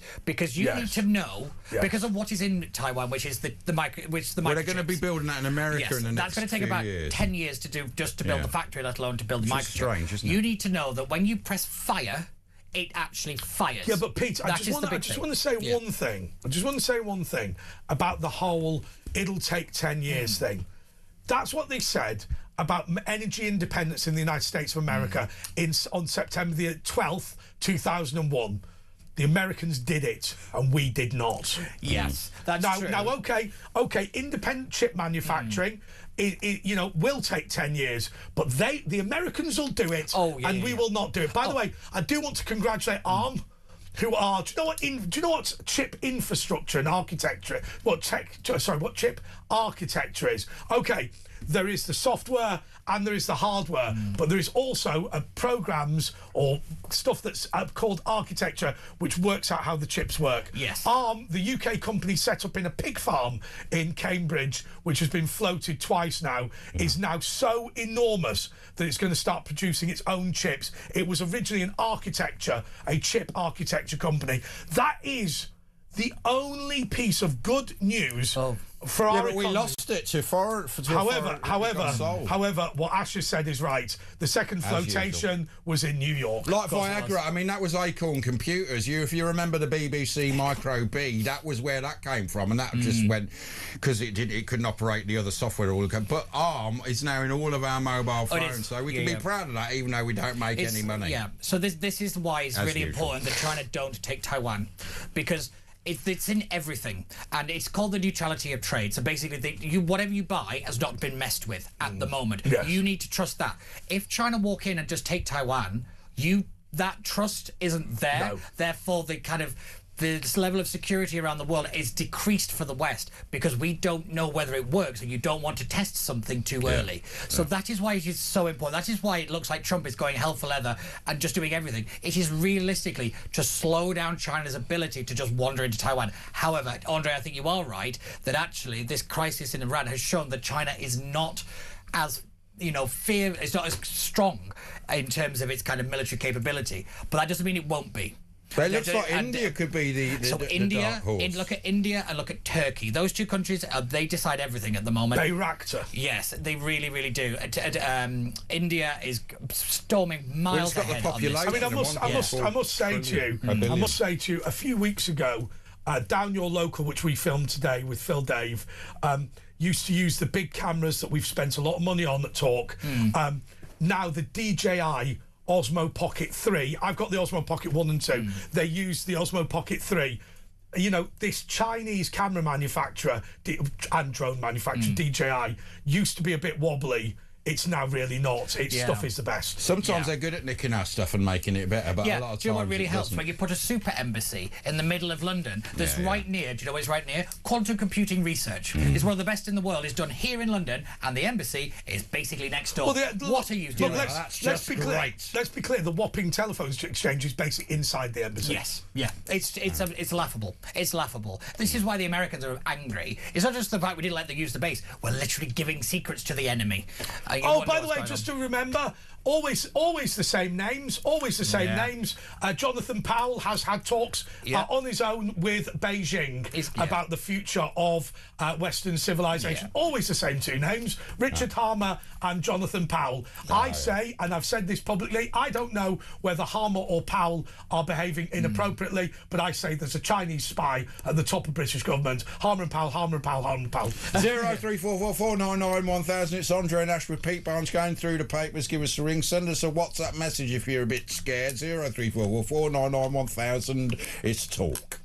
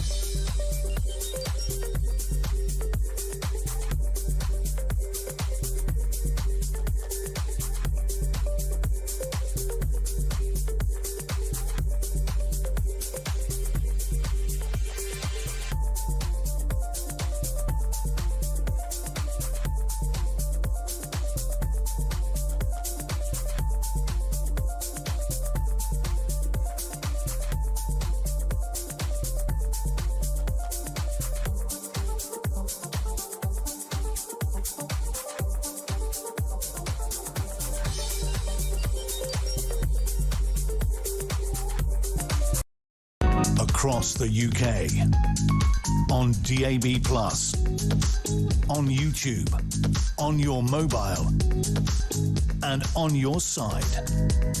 This is Talk. We're back. Oh, this is the press preview with Andre Walker and Asher Gould. I wasn't expecting that to come back so quickly. And indeed, Pete Barnes. What do we got next, Pete? Have you got anything, actually, Pete? Anything you want to get off your chest? Oh, God, how long have you got? I didn't know therapy was an option. Yeah, we'll listen to you. Well, let me ask you a question, actually. Yes. About something that we didn't have a chance to talk about in the last section. This whole idea of the Labour Party going bust and state funding of political parties. Because remember, this is going to run on Friday morning as well, and it's going to be a big issue. So just to recap, for those who are listening on Friday morning, this is a Jeremy Kyle, of course, coming up after us. We have seen this week the Labour Party or the Labour government saying they're going to ban crypto donations to stop Vladimir Putin donating. He's not done that. There is simply no evidence that's happened at all. And I think most political parties are responsible. But also, if they go bust, they're going to attempt to bring in state funding of political parties, which may well be based on the results of the previous election. And those results will ensure that Restore will have no campaign. Yes, Advance will have no campaign. And Reform will have a small budget. Very small, and it will be, like you said, it'll be based on number of seats, or it'll be votes. It's a way of them controlling and fixing things. Because this is what we're going to start seeing. They're going to do what the Democrats did. They're going to try to protect democracy and end up being the villains of the people that destroyed it. And then the public will vote against them despite the fact that they think that they're good guys. It is absolutely obscene. But this is, yet again, it's a party that doesn't know how to actually campaign on anything because it's making a mess of everything. So therefore, it's trying to rig the But it's always about the process. Always. I mean, for me, the process serves the project, if you like. I mean, let's be clear. Okay, let's just do it here. Our system of running this show is whatever our audience wants in order to get across the central thing. Number one, we're an entertainment product. We've got advertisers. But number two, we try and make news as entertaining as possible. So we change and we alter and we do whatever. But if we were to say, well, it doesn't matter whether nobody engages, just as long as we stick to the process we invented. That would be crazy. It would be, but then it's the Labour government and it's 2026, so therefore crazy is what we do. The thing about it all is, it is the people that have managed a system know exactly how to use it, and the people that are now sort of kind of waking up to realise what is going on don't actually understand how a lot of this stuff works. Yes, I agree. And I think this is where the Labour Party the blob, probably more than the Labour Party itself, is actually going to be able to do a lot of damage, because again, it knows where the levers are and it will use process to trap people. Look what they did over Brexit. They were able to strangle that so badly that, you know, they were able to get so many compromises that it really didn't happen, because they knew how to play the game, because they helped build the system. What a lot of people who are now kind of waking up and getting involved in politics, and I welcome you to the crowd, but you know, you suddenly have to realise that things are complex because they've been designed that way. By Blair, it began there. I mean, I remember, I've got to be honest with you, I remember when I was in, when I worked in Brussels at the European Parliament, the system was deliberately designed to be incomprehensible. Yeah, oh, definitely. It's the 7 presidents. Oh, yeah. Again, you layer it through bureaucracy, you layer it again and again and again. You have a meeting, your subcommittees, this, that, and the other. Nobody's ever held accountable for a decision. That's the big thing. Is if you are never held accountable, you can just do whatever you want. I remember my favourite story was the story of Lithuanian pilots, right, and the amount of time that they were allowed to have as rest days after they flew. So Lithuanian pilots were only allowed to, you know, they had to fly for like 18 hours sometimes before they went to bed. The EU stepped in, and the EU brought in EU-wide rules that improved safety standards in Lithuania and reduced safety standards in not just the UK, but more critically, the Republic of Ireland. And who do you think paid for the campaign in Lithuania to raise standards? Well, of course it was Ryanair. Yeah. Of course it was. Because then what happened? Now Ryanair, he would have been furious, their owner. Nobody wants their planes to crash, but the view of Ryanair was that the Lithuanians were wrong. They did need longer rest times, but the EU needed to balance that with reducing the rest times for UK and Irish UK and Irish pilot teams. So in the end, the EU brought in the better safety standards, which reduced, or rather increased the amount of time that that UK crews had to work, and reduced their off time. Yeah, again, it is that being able to use the process to push an alternative agenda whilst being able to claim in the press that you're doing the right thing. The EU were literally jumping for joy about the fact that in Lithuania safety standards had gone up. They'd gone down everywhere else. So this is why I write a series on Substack called The Alliance Audit, and it's about understanding to read things backwards. I read it like manga. So you have to read it backwards rather than what has just happened. How did you actually get there? And actually look who is celebrating, who's not, and why. But it's like the anti-fossil fuel brigade, almost all funded by Middle Eastern fossil fuel producers. Because basically they want to stop energy independence in the West. And you look at vapes, they're all owned by the tobacco companies. So, you know, they just move into it. It is absolutely laughable that they think they've got any amount of control over it. But again, it is the image of control on one aspect to be able to control something else that you're not paying attention to. So what you do is you have a big campaign against this. Why it made perfect sense to have climate change meetings in Saudi Arabia.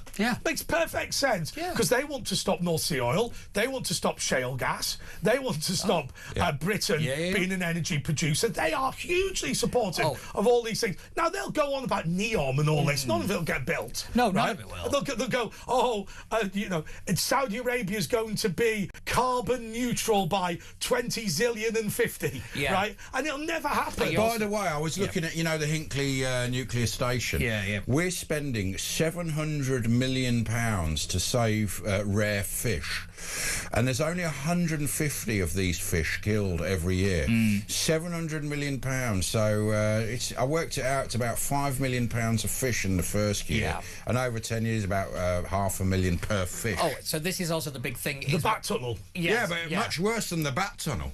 It's also the fact that this is a whole problem of planning in general. Is the cost of actually getting something built is astronomical in this country. It's more than the actual building. It's more than the building. I'll tell you what King Prince Charles, which I always call him, King Prince Charles said about Poundbury. The reason why there are every building in this country is ugly is because what happens is you go in and you design it as a big box. And then the planners make it smaller and smaller and smaller and smaller. You know what? I keep giving this example. The new Premier Inn in Windsor, which Tudor Marsden Huggins wants to build. So I don't know if you know, Premier Inns are owned by landlords. Yes. He wants to build this on historic family land. So far, they've spent £450,000 on plans. Now, that may sound well, maybe that's what it costs. No, Premier Inn give you the plans. They go right. It's somewhat of a flat pack hotel. Yeah, the corridors need to, because obviously they need to keep costs down to keep the rates cheap. Corridor has to be this big. Delivery trucks will be this size. They'll have to be able to get it. So basically, you just hand it to an architect and go, build me one of those. The Royal Borough of Windsor and Maidenhead have made so many changes to these plans that it's 450 grand. Now, this is the amazing thing. That man, also, his granddad was a very famous artist. He would have liked to have spent the £450,000 on an art gallery open to the public with all of his family's art collection open for free. Can't afford to do it because he spent all the money. And when my dad designed his house at Wigan Council, right, we don't like the door, okay? Have it redone, redesign the door. We don't like the window, but the windows were on the last plan. Redraw the windows. Right. We don't like the Lenny Henry adverts. Then they go, we don't like the way the roof is. And what they would do was they would make one comment per set of plans. My dad was on set of plans number 6 when the planning officer changed and the new one came in and went, I don't like any of it. And it just goes on and on and on like this. It's classic red tape. It really is. And all you have to do is, if you've got anybody who has a grade 2 listed house, ask them how easy it is to change the windows. Oh, God. My Lord. My grandfather. You've got to keep the sash windows. Can I tell you what they do in Windsor?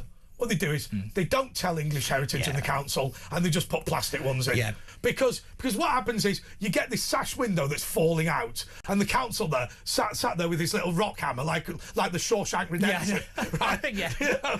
And it's like, do you know what you do? Stick it in on a Sunday. Yeah. You know, they won't. Or it just accidentally burns down. Oh, we've had a few of those. I'm going to say we've had a few of them.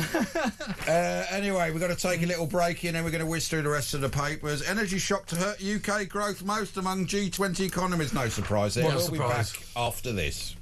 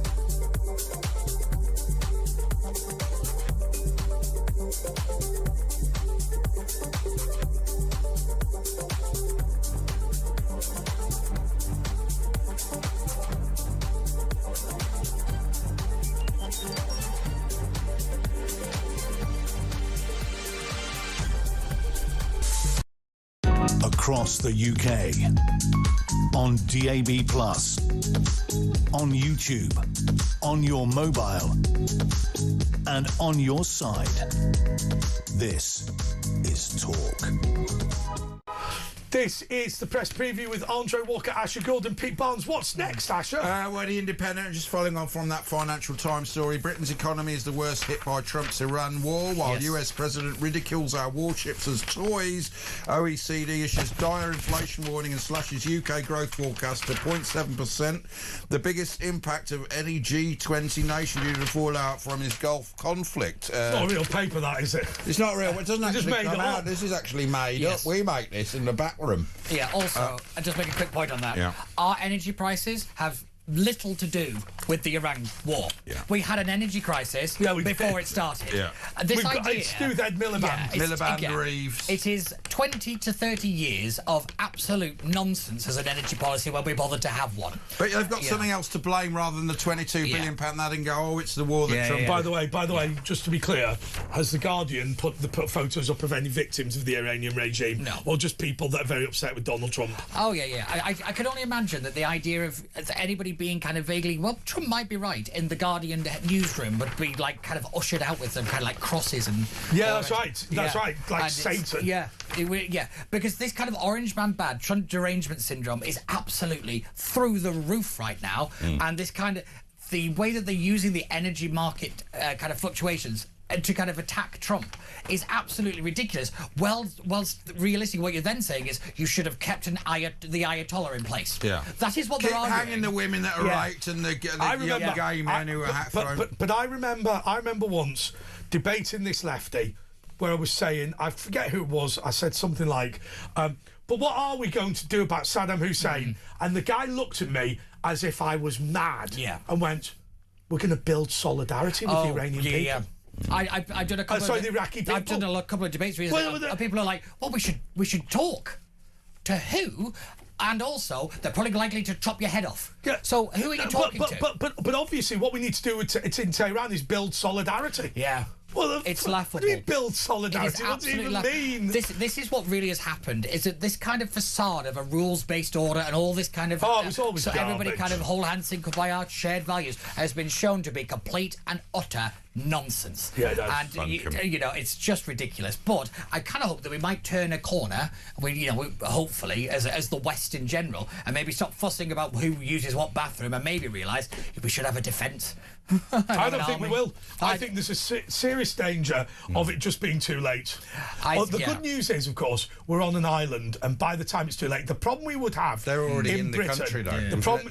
The problem we'd have is that if Britain went to war against one of its enemies, our own population would be extremely hostile in some areas. We've got a fifth column. Yeah, it's also... I mean, if we went to war now, Birmingham would not be on Britain's side. I don't think they're the problem. I actually think it's the kind of middle class chattering lot that like Mr. Trump, he's awful, he's nasty, that they're a bigger problem in my eyes. So? Because what they're doing is they're in positions of actual influence and power. So they're the ones that would actually make the decisions about whether we would change course as a nation. But what we're going to do is we're going to weaken ourselves until somebody comes to fight us. And the question is whether there'll be enough left of Britain to pull together. I'm not so sure there will be. I think there's a chance. I think there is a chance. I don't think we're dead. No, we've got about 3 warships. Yeah. I mean, the only thing we've got going for us is we are still nuclear power. Not really, considering how badly Trident has been run down. And also, if America decide to pull out, let's not forget that our independent nuclear deterrent is not really ours. No. It's rented. And also, the French one is a disaster. So they're not even going to be in any use. And if they pull out the anti-gravity bombs from Berlin and from Turkey, we are in a lot of trouble. So we really do rely on the States, which makes it all the more ridiculous. Anyway, Daily Star on a lighter story, but danger of fake footy kits torn off a strip. Fake World Cup kits could make you ill, experts warn. This comes as fears fans will fake kits could make you ill, the says chemicals. Nike. The chemicals exactly. on them. I mean, don't buy fake kits, but who cares? Yeah, I have to admit, on the list of scale of things we've talked about this evening. But wouldn't they say if you're going to buy a fake kit and the kid goes, should I buy it or not? Nike would go, just do it. Yeah, that's terrible advertising, given who they've had as sponsors in the past. I will say one thing. It does upset me, the cost of kids. By the way, I bought like 80, 90 quid. When I went to Arsenal, here's a trick for you.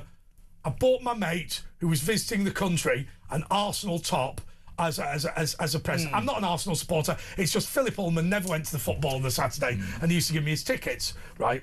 But I went to buy a man's small top. And do you know what they said to me?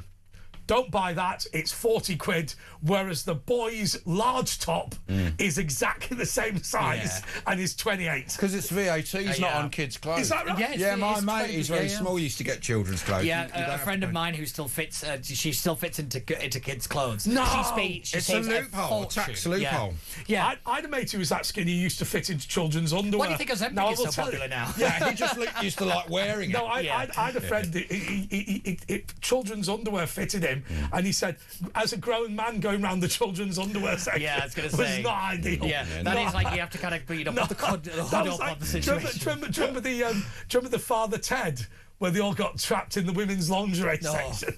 All the priests, we need to get out of here, Ted. We can't be seen in here. Yeah. Sometimes things, where like satire becomes reality.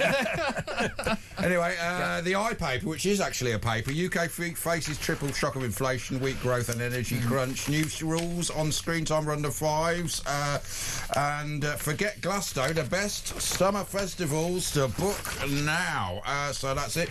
Anyway, stay tuned because coming up next, if you're listening in the morning, it's Jeremy Kyle, isn't it? It's not Dolan tonight. Yes, it's going to be Jeremy Kyle. I saw him today. He's looking good after his rest, so keep it tuned in. But we'll be taking all your calls 0344 499 1000 and going through the papers, but mainly your calls. We'll be talking to Tony, Paul, Paula, Luke, Susan, Cindy and Pat.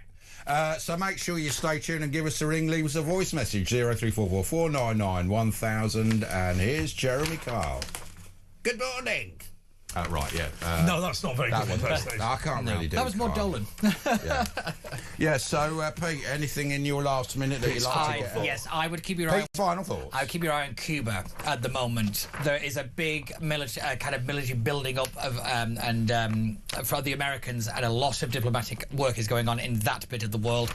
It is a long time coming, and I think there might be about to be another Venezuela situation. By the way, I will say we can't talk about any ongoing cases, but on the front page of the Telegraph is the NHS doctor who's been arrested for supporting Hamas. To be fair, she's a fox. Let's just say, in fairness to her, that is not a bad-looking woman. Mitigating circumstances. Also, very quickly, I will tell you right now, this doctor strike thing, let's just take away their ability to strike at this point, can we? No, let's just lock the doors. Leave them. Anyway, on that bombshell, we'll be back after the news. Thanks, Pete. See you later. See you.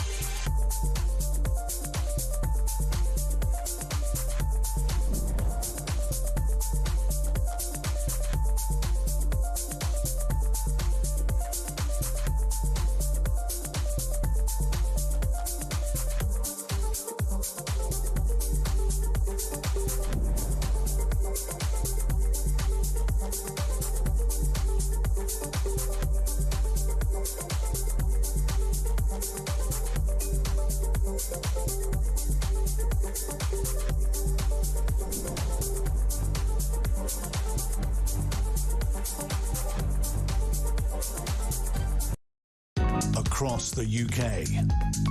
On DAB+, on YouTube, on your mobile, and on your side.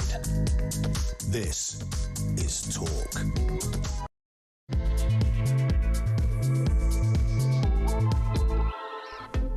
Okay, I just want to talk to you very quickly before we go to the calls about this situation in York and the situation in Lisbon in Northern Ireland. In York, they've taken away Sarah Ferguson's freedom of the city, which they gave her after she married Prince Andrew and became the Duchess of York. Similarly, in Lisbon, a Labour councillor had argued in favour of keeping a plaque for the 400th anniversary of Lisbon, which I think was planted, a tree was planted by Prince Andrew. And the reason the Labour councillor said keep the plaque is we shouldn't remove our history.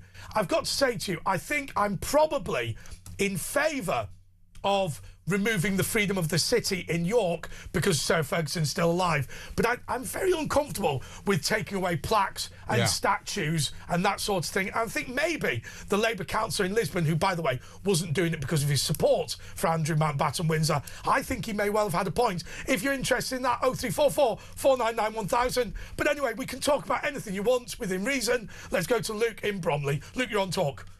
Good morning, hi. Morning, Luke. Yes, I'd like to talk about our Prime Minister. He's Go on not then. Prime, he's just a minister. Well, you know, he's said a number of times, and I kind of believed him at first, but he used to say, it's my first, and I'm reading something to look at the quote exactly, it is my first duty as Prime Minister to keep this country safe. Would you agree that he's failed us? Totally. I mean, he's endangered us. And didn't he also say the grown-ups are now in charge? I mean, it's just ridiculous. And can I say, Keir Starmer, yes, he's done nothing about it for the last year and a half. But the Tories failed too, because I mean they let it get to this point. Oh yeah. I mean, I just wonder whether. I mean, the other thing about Keir Starmer, of course, was the Peter Mandelson thing. I just think it's time for him to say, I decided that I didn't care. I mean, you can say this in as nice a way as you want. I didn't care about the victims of Jeffrey Epstein. I made a balanced decision that our relationship with the United States of America was so important. I wanted to send somebody I thought would be good, even though he was mates with a sex offender. It's just I mean, I'm not saying you'd get away with that. I'm just saying it's time to admit the truth. Well, he's never going to do that. Keir Starmer's proven that he can't stop the boats, send the boats, or make the boats. No. You know, I mean, he's in deep water. Too many puns there, but you know, it's just absolute ridiculous. And then you know, you look at Morgan Sweeney, what is that about? You know. Well, we know, don't we? Really. I believe he's committed a crime by faking a theft. You know. Well, I mean, that's the allegations. Obviously, it's difficult to prove, but I'm sure they could be doing more, like getting Mandelson's phone, which they seem to be avoiding. Luke and Asher, can I ask you this? Somebody sent this in anonymously, but I fancy reading it out. Why do white people believe they have a God-given right to kill whatever brown people they choose? And that is, if you like, this sort of idea that we are being very colonial. But how would you respond to that, Luke? Colonial in what sense?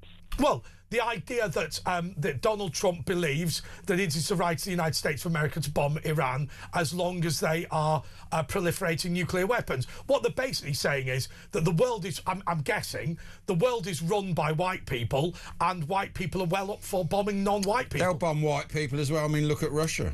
Yeah, I suppose. Yeah, they don't care. We bombed Belgrade on Easter Sunday. I don't think Greenland are that dark, are they? I mean, no, indeed. The thing is, it's a case of, I think that a lot of it, some of it, they looked at it and they said, we want to do Iran, and we also want to send a clear message to China, stay where you are, because that was it's the global order thing, isn't it? That's also the the overriding sort of framework in this. They send a clear message to China saying your tech does not work. You know, and China have got that message, I think, loud and clear. They have, and they know to keep. I mean, apparently their peer. The top guy, I can't remember what his name is. He's not been seen for like weeks. Yeah, they're blaming all their generals for it. Yeah, that's right. So there you go. So I'm just think that you know, we need to get some boats to be made. I don't know what we're going to do now. I mean, it's just ridiculous. They just need to get out of the way, this government, don't they, and let the actual grown-ups take charge. We've got two great aircraft carriers which don't have enough planes to go on to make them useful. They're toys, according to Donald Trump. I don't agree with Donald Trump, by the way. I think we were probably right not to make our aircraft carriers nuclear powered, simply because that would be an improvement to the aircraft carrier and mean that they don't have to be refueled apart from once every 10 to 15 years. But it would also add billions to the cost. I think to put a nuclear reactor on both of our aircraft carriers probably would have been a penny on income tax for every single person. You know, it's quite a lot of money, actually. Yeah, well, we've got submarines which don't need refuel now, don't we? No, that's correct. That's correct. Thanks, Luke. Let's go to Pat here. Pat is in East London, aren't you, Pat? I hope I am. In Stepney or Mile End, isn't it? Stepney. What do you mean you hope you are? Stepney. He doesn't know. No, I was just being flippant to what I said. Yeah, man. So what's up, Pat? Well, the thing Done is... to me, Pat. Come on, Pat. I will talk to you if you stop Go on then, Pat. making me laugh. No, Pat. Come on, Pat. Hello, Rash. Yeah. No, the thing is that all these like Miliband and all his crowd, they go on about like, you know, ordinary people, like, oh, we mustn't drive petrol or diesel cars, mustn't take too many flights, mustn't eat meat, we've got to have, mustn't drill for oil and gas, you know, we can't do, you know, lessen our... we can't put wet wood in our wood burners. You know, whatever. Everything. And yet the thing that is causing a lot of the CO2 problems is wars. It's like the byproduct of explosions and jets and rocket engines.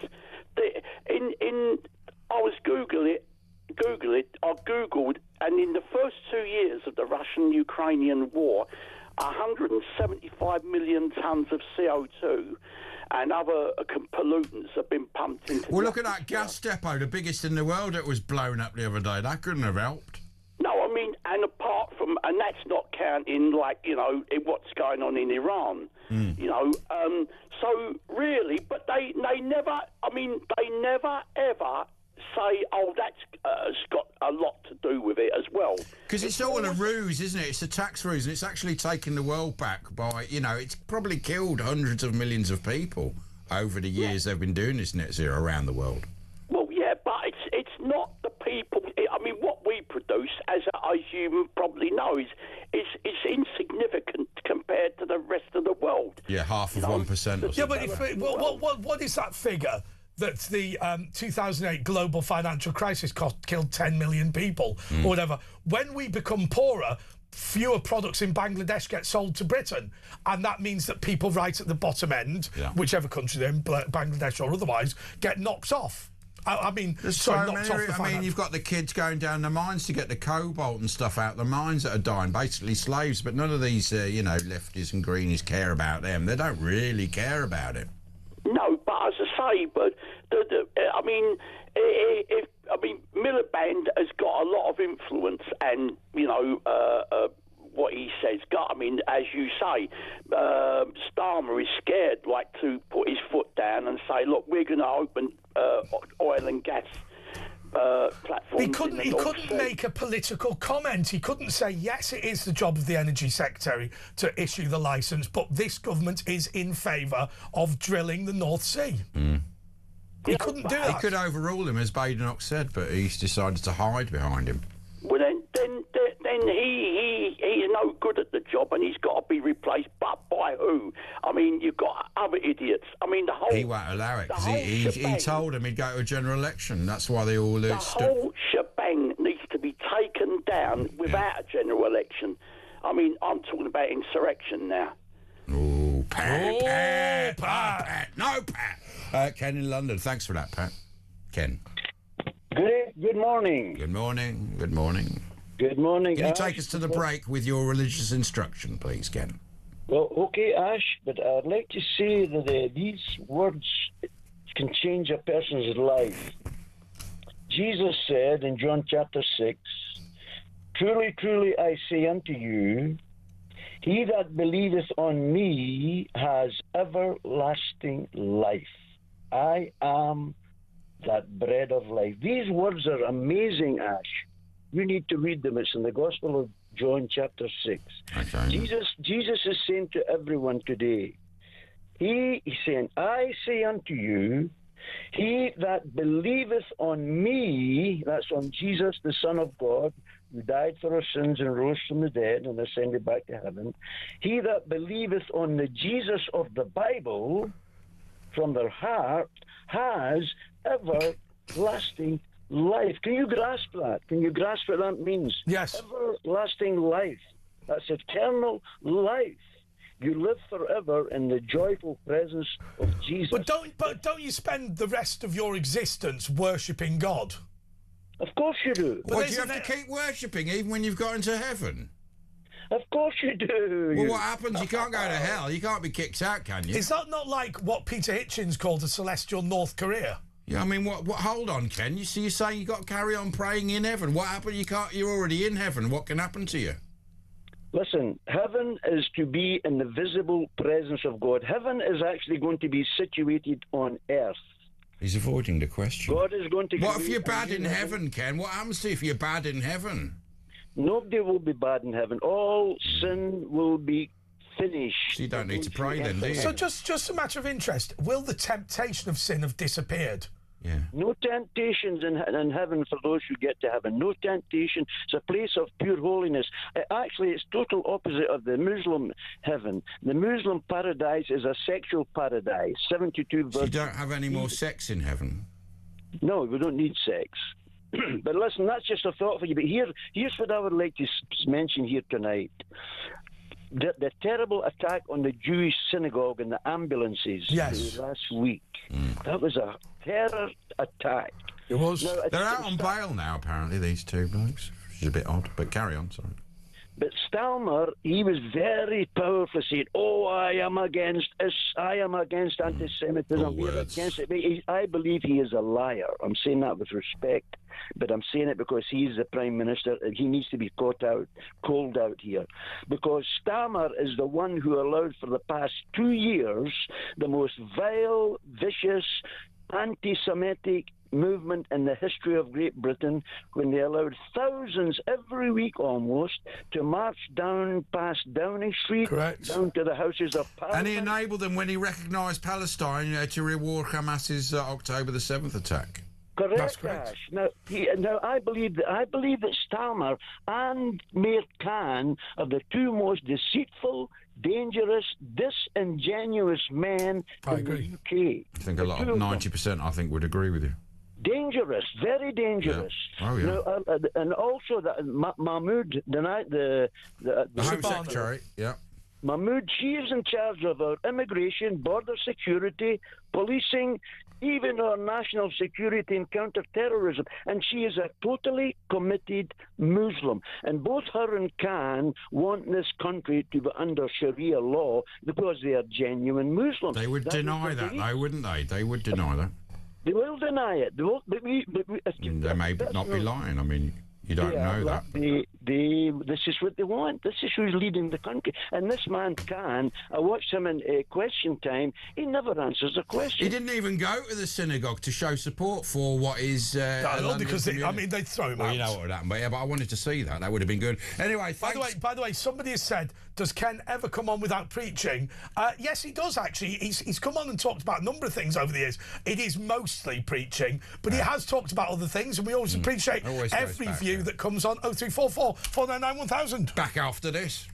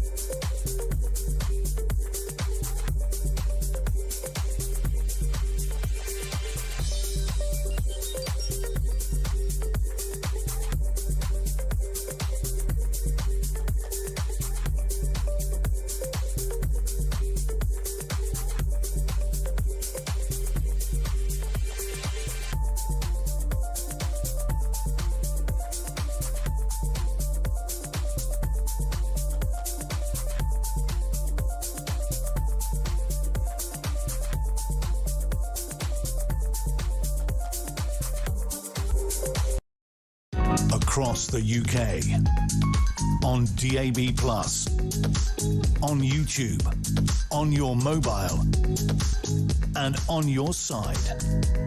This is Talk. Yes, this is Talk, and this is Andre and Asher. Let's go to Grace in London. Grace, you're on Talk. Hi. Following on from what Ken said, I was reminded the other day in a sermon that the original Greek, when it says everlasting life, uses a word for life, which is about knowledge and thought and meaning and reasoning, not just biological life, which means that when Jesus says everlasting life, he's not just talking about living and continuing to live in a state of boredom, but actually about having ultimate joy and knowledge and understanding. And the point about worshipping God forever is that actually that brings us joy in the same way that if you love someone, you'd want to spend time with them. So it's not just kind but of I wouldn't want to worship them for eternity. I mean, I've met some hotties in my time, but I mean, you just wouldn't want to worship them forever. You ought to try some worship services that are really great. No, the point I'm making is when you go, I will go to heaven and worship God forever. I get this idea of sort of bowing and scraping to some Kim Jong-un type character for the rest of eternity. Yeah, that would get on my tits, if I'm being totally honest. Very, very much not like that. A lot of people find that. That would be irritating, because in the end you'd go, "I'll give it a break. I've been doing this 5,000 years."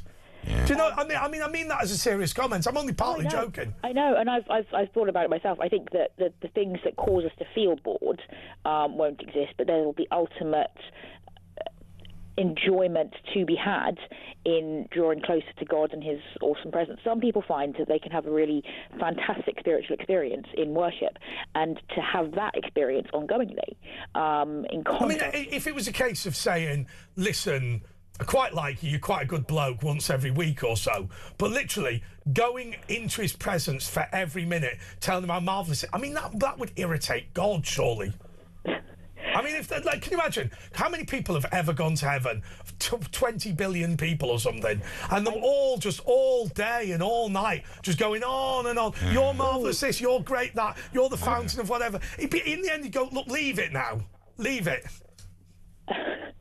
You're going to have me looking up what the human population throughout history has been, because I don't think it is anywhere near 20 billion. No, but you see my point. I suppose we don't understand the greatness of God. We don't know exactly how it works. But I have to say, if I was God, the idea of many billions of people tell me how great I was all day, every day, would just in the end, you just don't know. No, I'm not having that anymore. Just leave it. Leave it now. It's beyond what our brains, which are only experienced things on Earth, could comprehend. Yeah, that's a reasonable point. But I speak for yourself. I think it's great to hear what Jesus has said about eternal life in him, but I think it's also useful to tell people that there's reasoning beyond Jesus' words alone for concluding that we can trust Jesus in the first place.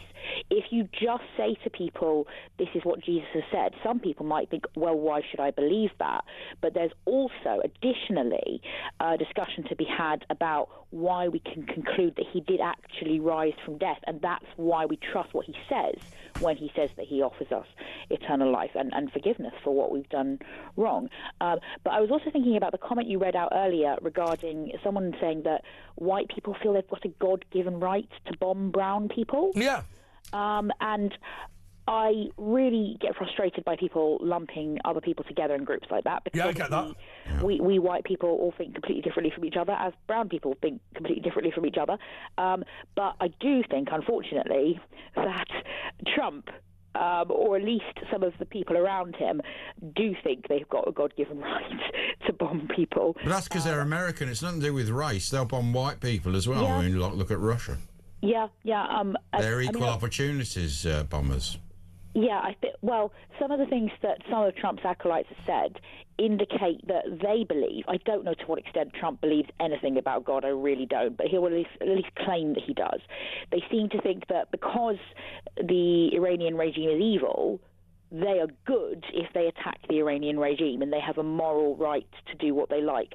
But actually, morality is not just as simple as some people are good and some people are evil, and some of Trump's actions, not in taking out the Ayatollah, but some of the other things he's done, have also been evil. And I think that it's not wise to imagine that one can just bomb others or less significant things on the basis that the opposition is evil. We also need to assess our own actions ongoingly, and I worry that Trump might not be doing that enough. Okay, yeah, thanks, Grace. 0344 499 1000. It's Andre and Ash on Talk, and we'll be back in a couple of minutes.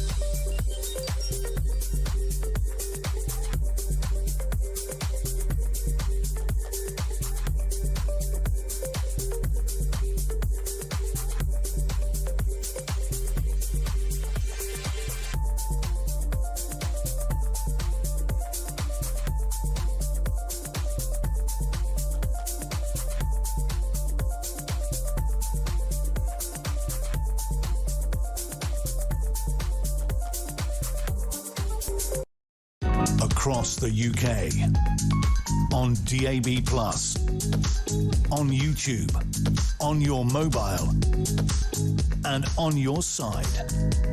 This is Talk. Okay, this is a late show with Andre Walker and Asher Gould. Asher, should we read out some of the messages? Yeah, that's it. But give us a ring, 0344 499 1000, and we'll ring you back, get you on, or leave us a voice message on that if you dare.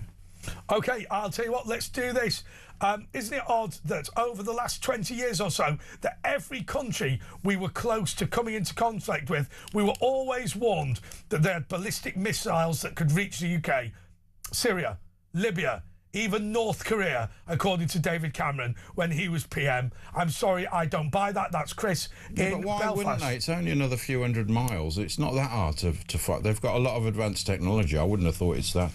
Richard says, great show as always. As to God-given rights, weren't Persians descended from Indo-Europeans anyway?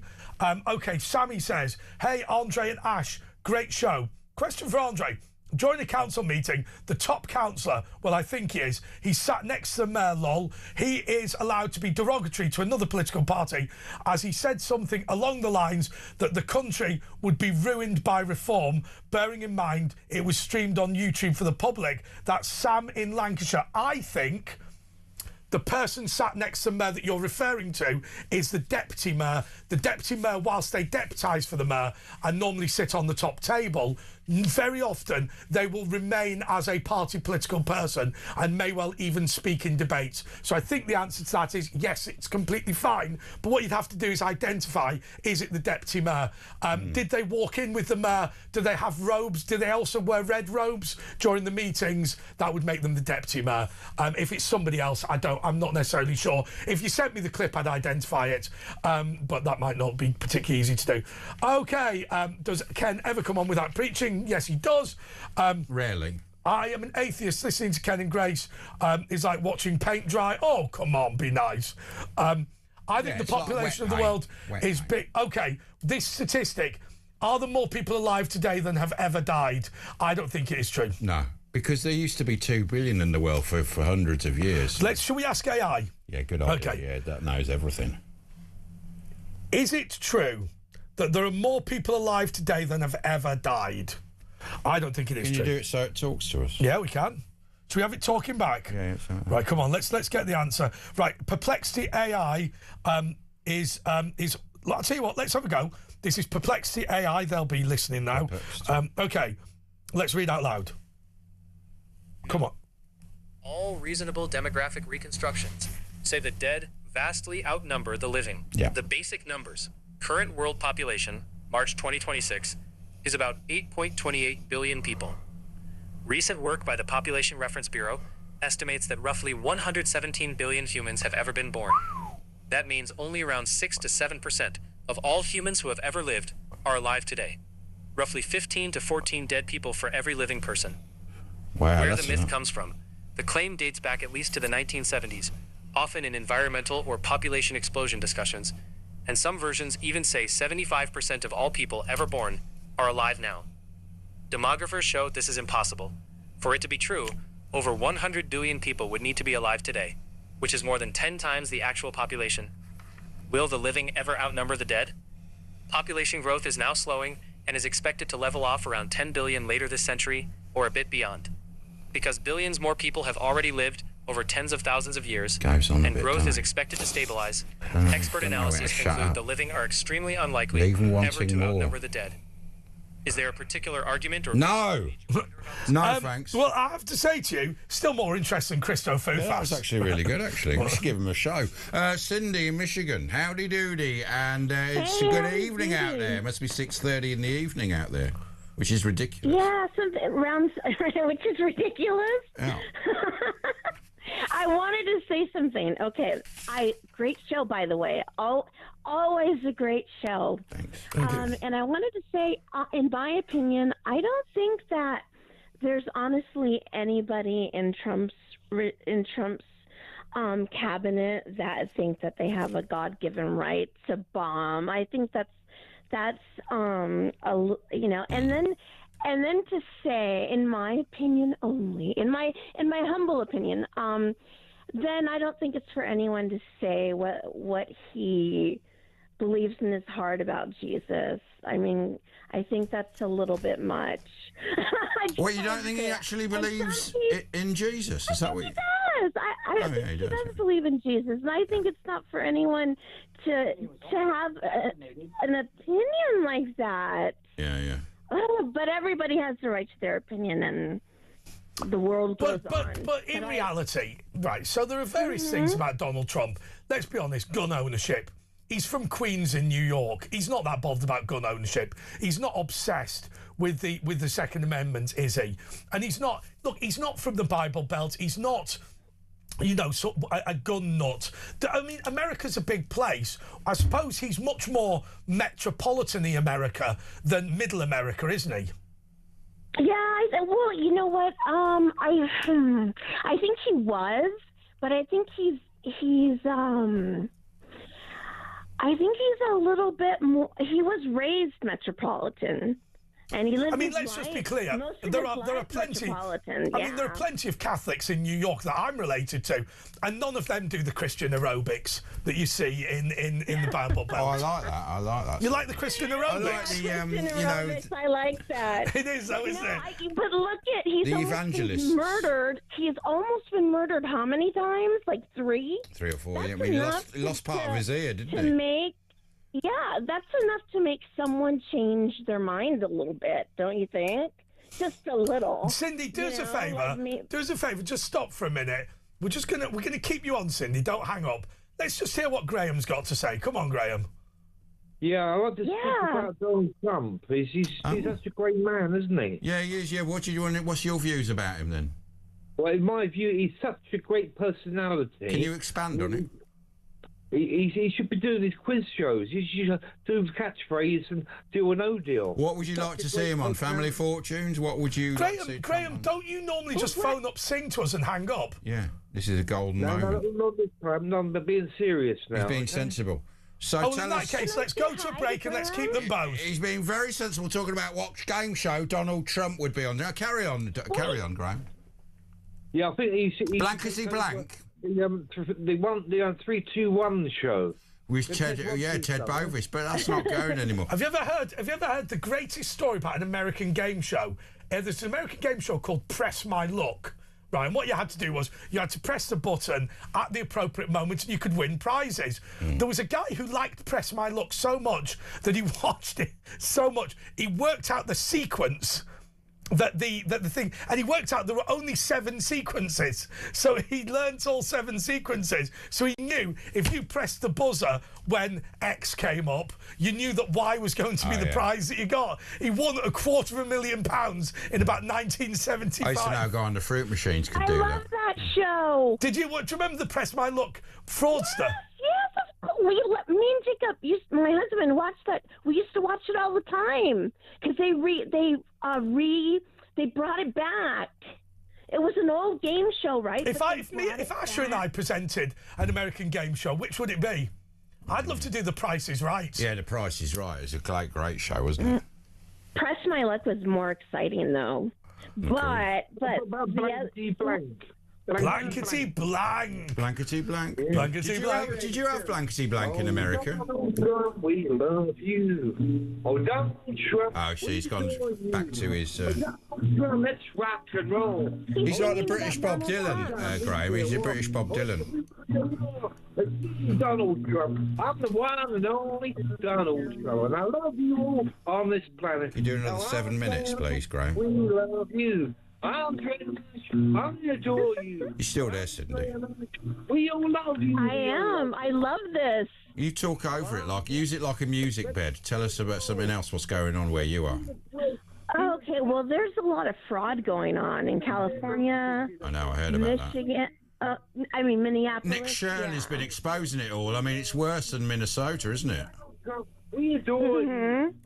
And by the way, let me just say one thing to you about singing. People say about Bob Dylan being a genius. Bob Dylan played the guitar, sing, and used a mouth organ, right? I know a guy in Bracknell who does the singing, guitar, mouth organ, and he's got 2 cymbals on his knees, well, no one's got any respect for him. This is no different to Bob Dylan, is it? But if Dylan is a genius for being able to sing, play the guitar, and do the mouth organ, why is Mickey not a genius for being able to do Graham, why have you stopped, Graham? Thank you. Sorry, Cindy, carry on. Anything else you'd like to talk about? Oh my God, I love Graham. I want to talk to Graham. Graham. Yeah? Cindy wants a word. Hey, hi, Graham. Hello, Cindy. I'm Mr. Rockstar. We know that. I know. I love your music. You're like Bob Dylan. I was on Britain's Got Talent show back in 2012, seeing Dangerous on Michael Jackson. Can we have a little? Really? Can we have a listen to that? Oh, you were. Oh my God. The girl is bad. The girl is so dangerous. It's a yes from me. Ooh. Yeah. You've got a brilliant voice. Graham, oh my God. Graham, what did you do in your life? Like, what job were you? A professional musician? Well, I was a very good disc jockey at Hospital Radio. Oh, an hospital radio, yeah. The Ward Radio in hospital. Well, no, a lot of great radio people came from hospital radio. Obviously not yourself, but James Well, he was the kind of geezer. James Well, I mean, he actually came through, the local. Was he at hospital radio? No, he originally did acting. He was in the, walking the boards. I loved him on the Big Brother show, Celebrity Big Brother show. Yeah, he was good, wasn't he? Well, I followed him. I'm a big fan of you and Ash. Thanks for putting that Ash is brilliant, isn't he? That Ash bloke. Ash is great. Have you got a song about me? Yeah. Also, my birthday's the same as yours, Ash. What, June the 3rd, 1971? Yeah, that's right. I'm same time as you. How old are you? I'm 54. And I was so you're a year younger than me, exactly. You're actually a year younger than me. There was a bloke at Russia today who had exactly the same birthday as me. Literally the same day, same year. That was the only thing of any interest. I'll tell you, I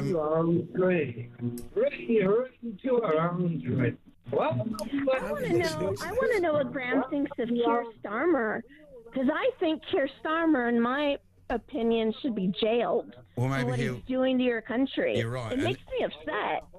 Graham, can you express your feelings of Keir Starmer through song, please? Away you go. Oh, Mr. Keir Starmer, Superman, Superman. All your songs sound the same. Like Bob Dylan. Spider-Man, Spider-Man.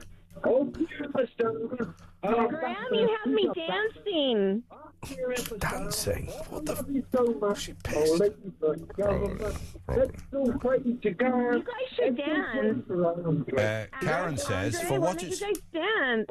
Right, guys, can we just stop? Quiet everyone down. Karen... Please call me 0344 499 1000. I've never been this low. Please. You can make your point over Graham's music. Karen says, for what it's worth, I enjoy hearing what Ken has to say. He has a belief and true conviction whether he is believed or not, and hearing his perspective puts some context. I also like hearing Grace. But she doesn't love hearing. She doesn't really enjoy. You know what? I enjoy Ken. I enjoy him a lot. Really? Donald Trump, this is from JKG. Donald Trump did say he loves the poorly educated. They are his biggest supporters, just like the Nigel Farage rate. Oh, dreadful. Right, can we stop, Graham? I don't think he really said that. I think that's fake. I'd like to. Can we roll the tape, please, on that? Oh, there's someone talking about you here. I thought Cindy would support free speech. She doesn't think people should be able to have an opinion about Donald Trump's religious thoughts. He's the most powerful man in the world. Cindy is just say that. She's calling you woke. Putting words in my mouth. Okay, I want to say that I never said that. So why has the music stopped? I think they should call in and talk to me. That's what I think, because I never said that. I was expressing my opinion about someone else's opinion, and I have every right to do that. So I was just sharing my thoughts on that.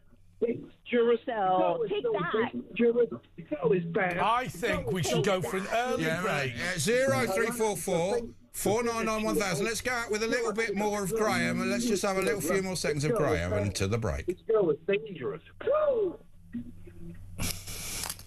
And break.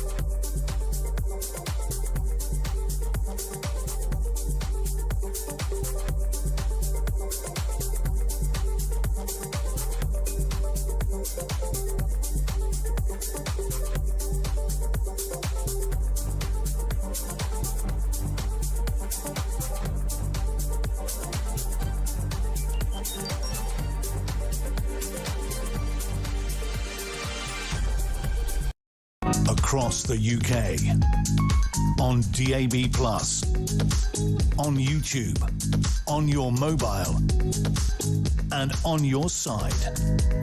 This is Talk. Well, I would like you to have in your thoughts and in your prayers Ariel Whitman, who was on the show at 10 o'clock. He started the show. He is the op-ed opinion editor of Globes, and he's a podcast host from Israel. He is currently being bombed by the Iranians. Actually, you've got some details. Can you well, I've help just us tweeted out. He sent us some footage. He's in Petah Tikva, which is a bit like a suburb. It's sort of like Watford of London. And yeah, I've just... To Tel Aviv. Yeah, to Tel Aviv, and I've just he sent me a video, but this is every night, and it's still happening. So, you know, even though Donald Trump's saying it's all going according to plan, it's all still kicking off. Of course, it's all fractured in Iran. It's been split up because they've, you know, cut off the head of the snake, and they've basically got it all basically spread across the country with commanders everywhere. Trump said that... they've let, as a gesture of goodwill, Iran have let 10 American ships apparently through. So the Straits of Hormuz. The Straits of Hormuz. But yeah, we'll see. We'll see what's happening. But if you go to @virtualash, you'll be able to see what is going on out there.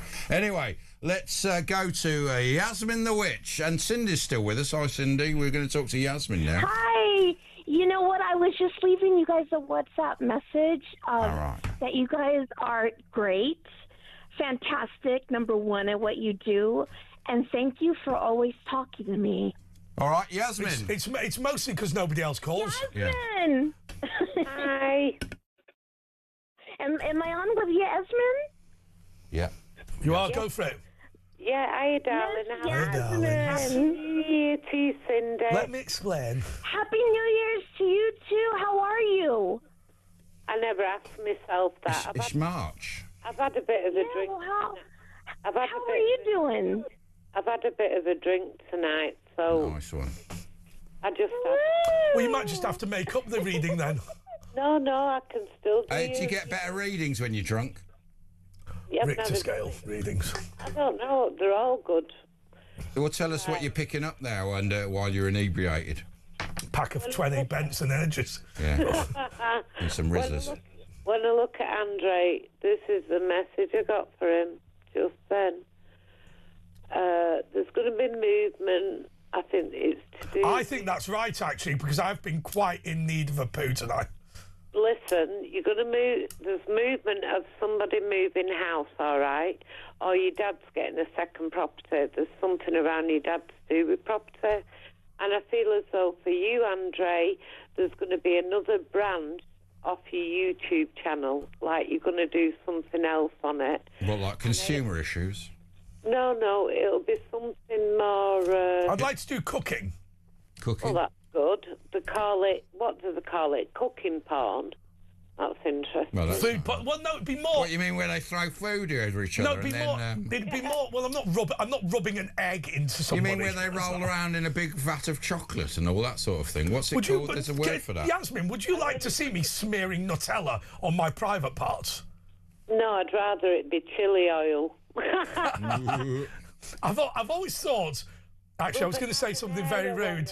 I've always thought something very rude about people who eat curry and like it. Well, it doesn't matter, does it? I've always thought that could be quite painful. It is. No, but honestly, for you, there is going to be another branch of your YouTube channel. It's going to be like more, I don't know, getting guests on it. It's going to be fun. Ash, I feel for you there's going to be a holiday coming up quite soon. Yeah, you're right, actually. Yeah, there is. So, by the way, I want to ask you, Yasmin, should I go on a spa mini break to Serbia? Good question. It's nice over there, Yugoslavia and Serbia and all. Well, see, I know Yugoslavia a bit because, believe it or not, I'm the 1999 Slovenian debating champion. I am. Really? I am. Right, so just to be clear, each university hosts a competition for other universities, and Slovenia, all of their higher education institutions got together and hosted a competition, which I won. And Milan Kujan, who was the president of Slovenia, was the chairman in the final, which was broadcast live on Slovenian television. Wow, we were. You'll have to in fact, actually, actually, this story makes me quite emotional. Because what happened was, honestly, it does make me emotional. So what happened was, we got into European Debating Championship finals. So we'd made the grand final of Europeans. It's the first time the University of London had ever got there. We got beaten. We came last in the final because in the final, I proposed that in order to stop acts of international terrorism, we should invade Afghanistan, break up the Al-Qaeda network, and arrest Osama bin Laden. It was 1999, right? They only did that in 2001. But anyway, they did do it in the end. Didn't work that well. Anyway, so whilst we were there, we got leaflets handed out to run to go for the Slovenian debating competition. It was a week-long residential competition, all food and board included, for 33 quid. Which we thought was a bit of a joke. So my debating partner retired to Singapore, because you retire when you're like 21 from university debating. And the only other person was the chief adjudicator of the University of London. So I seeded 4th in Europe, and the chief adjudicator of the University of London entered the competition for Slovenia. And when we got there, there was nobody who was English as a first language apart from us. So we're now one of the best teams in the world, and we've arrived. Right. So we said, right, we're just going to pull out. This is embarrassing. We can't just massacre these people. It's awful. I mean, the Kyrgyz can't even speak English. Right. But anyway, so the Open Society Institute sat us down because George Soros was paying for the whole thing. And they said, listen, this competition was going to be, the final was going to be the University of Belgrade versus the University of Zagreb. They're both brilliant teams. And unfortunately now, it's going to be you that's going to win. Everybody knows you're going to win.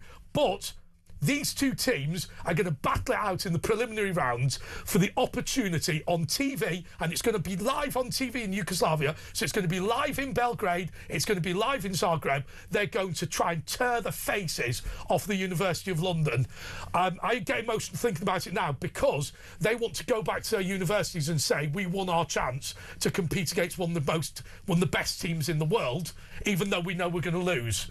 Now, there's no nice bits of the story. My partner had finished them off within about 3 minutes. But I always had a great deal of respect for the University of Zagreb, because they were going to win the competition, but rather than win it, they competed in order to come up against one of the best teams in the world and lose on national TV in front of them, because they said, well, that is the dignified thing to do, and we want to have a go at these.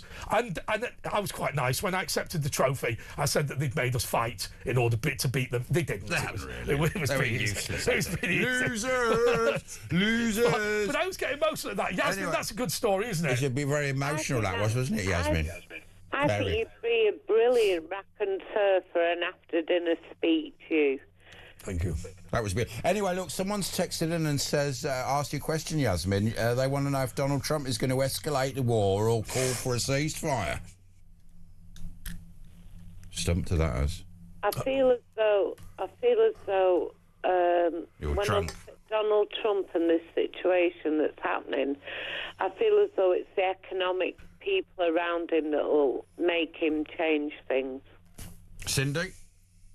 I want to tell Yasmin something. Yasmin, you sound like a beautiful lady inside and out. She's not. I've seen pictures. No, yeah, you're mistaken. No, she is. She's gorgeous. In fact, I've seen your snaps, haven't I? Yeah, you see me snap. Yeah, have you? What, really? Yeah, on this advert. Really? No, they're quite. I mean, they're big. They're big. Why are you showing your snaps? If you want to see him properly, get onto Shameless and look at Frank Stagdo. And are you in Shameless? Are you? Right, Frank Stagdo on Shameless. Yeah. What, are you a sort of part actress? I used to be. I did things on the internet and things like that. Yeah. So did Cindy, didn't you, Cindy? But I did Sky Private. She used to do naughty things on the internet as well. I didn't do naughty. I just was me. No, she was just being her. But, Yasmin, do you have any predictions for me? Let me have a look. Let me ask. Remember, she's very drunk. Anything for Cindy, please, in America. She lives in a place called Pigeon. Oh, yeah, Pigeon, yeah. Yeah. Cindy, I feel as though it's strange this. They're saying with you on YouTube, you've got a channel. Have you? No, I don't. Are you on TikTok? But I used to be on Sky Private. Yeah, I understand that. But what I'm saying is, Well, then they're telling me you need a YouTube channel, Cindy, of your own. You've got to do it. You put on there talking. It's going to give you a brilliant. You'll be very, very successful, babe. That's the first thing I'm going to tell you. The second thing I'm going to tell you, outside the front where you live in, needs clearing. Something needs clearing from the front. In of the your trailer park. Do you understand that, Cindy? Yeah, yes. It's either wood logs or something like that. There's something that needs shifting. Definitely. That definitely makes sense. Yeah, for sure. Yeah. And I'm sorry I've had a drink. I shouldn't really be doing No, this. you shouldn't. No, it's great fun. It's unethical. It's unethical to be. I also see to talk to the spirits. Yeah, drinking spirits. Vodka. That you find a lot of feathers, and I feel as though with you collect crystals, and I feel you're going to get. I feel as though you're going to get what I call, you'd know it as a chatsky. You know what I mean? Something for good luck. Now, you've seen those Indian dogs, the Mongolian dogs, the Chinese dogs. Chinese dogs? I feel as though you've got a connection Well, like with a Shih Tzu. China in a past life. I feel as though you've got a connection with China in a past life. I also feel when I look at you... You've made her sick. As though you're getting more psychic as you get older, babe. Ooh. All right. Do you know I sense people? Oh, by the way, I sense people. She senses people. They're spirits. Yeah, but I can also feel where you live, you've got an outside light that flashes on and off. That's when spirit's near in That's a the good... saloon. Are you there, babe? I am. It could be, it doesn't have to be on your house, but there is... Is there a flashing light anywhere in your city? No, where she lives. Well, she lives in her city. Oh, I feel you're going to see a UFO this year. Oh, they just told me 3 UFOs. And you're not going to believe your eye. Get your camera on it, babe. It'll go viral. Wow. What, her eye or the video? What'll go viral? Will her eye go viral as a result of, or will it be the video of the UFOs that go viral?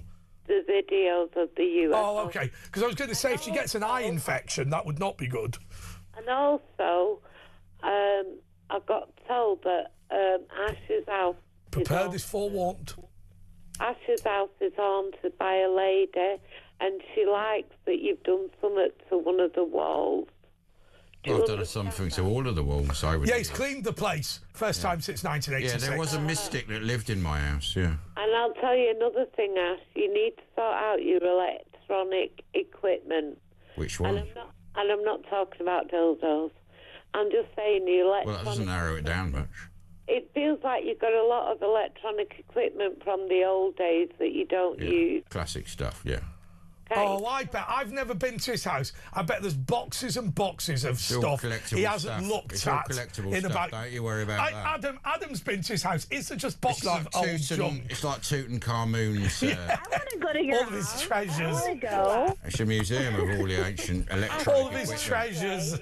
My dad, can I tell you something? My dad has got a 6-bedroom house. It's ridiculous. And at least 3 of the bedrooms are dedicated to 1980s musical equipment. Fantastic. Right? Just in a pile. Just in a pile. Separates. That's amazing. No, it's not amazing. It's just old junk. Collectible. When my dad dies, there's just going to be a big skip. Andre. Yeah. Who invented this? Yeah. Andre Ash, this is really weird. I keep seeing a Dalek. And I also see, like... You want to be careful of them. And Star Trek. Have either one of you two got a Dalek toy? No. I used to know a guy who owned 3 of the original Daleks. Oh, well, come on. Well, I used to watch a programme with Daleks in it. Exactly, yeah. I mean, you're not... I haven't had any Dalek problems lately. Ash. Dalek bread? Ash, is he still with us? Who? Oh, well, I don't know. I haven't spoke to him. All right. He met somebody once who owned a collection of Daleks. No, he used to do the overnight show. Mark. Yeah, Mark. How you doing, Mark, if you're still alive? Mark Randall? No, Mark Green. It wasn't his real name. No, but Andre, Ash, I want to tell you something too. Well, it's just descending Right, now. go on, Cindy. Yeah, tell us. I love you guys. Is that you it? You guys are rad. Yeah. We're rad. That means good, doesn't it, in American? That's my way of saying fantastic. Well, I'm a radical. I never get to talk to you guys. Cindy? Mm-hmm. Cindy? You're psychic, aren't you? Will you tell me? I had a friend who made up a song in primary school, which was "Let's pack it in, let's pack it in, throw those cigarettes in the bin. Smoking's bad, and that's not rad." It's fair to say that even aged 11, he was widely mocked. That sounds like a Graham song, doesn't it? Yasmin, here's my situation. When I meet, this is my gift. When I meet people, it's like I can tune into, in a nutshell, what they're about. And their aura. The aura. Yes. The aura. Well, I don't necessarily see the aura, but I plug into them like you would plug a cord into a wall socket. Yeah. And anyway, look, thanks, guys. Right, we're at the end of the show now. I didn't want to do this next bit. It's the only, because it's a nice music bed to end on. So let's finish off. Graham, are you there? Graham, is he there? Is he not there? Oh yeah, here he is, Graham. We've got 1 minute to play us out. Don't forget that if you're listening, there will be Talk, and Talk Sport will become unified as one together. As Paul Ross joins us through the night, you can listen to it. And don't forget, from 6 a.m, Jeremy Kyle will be here.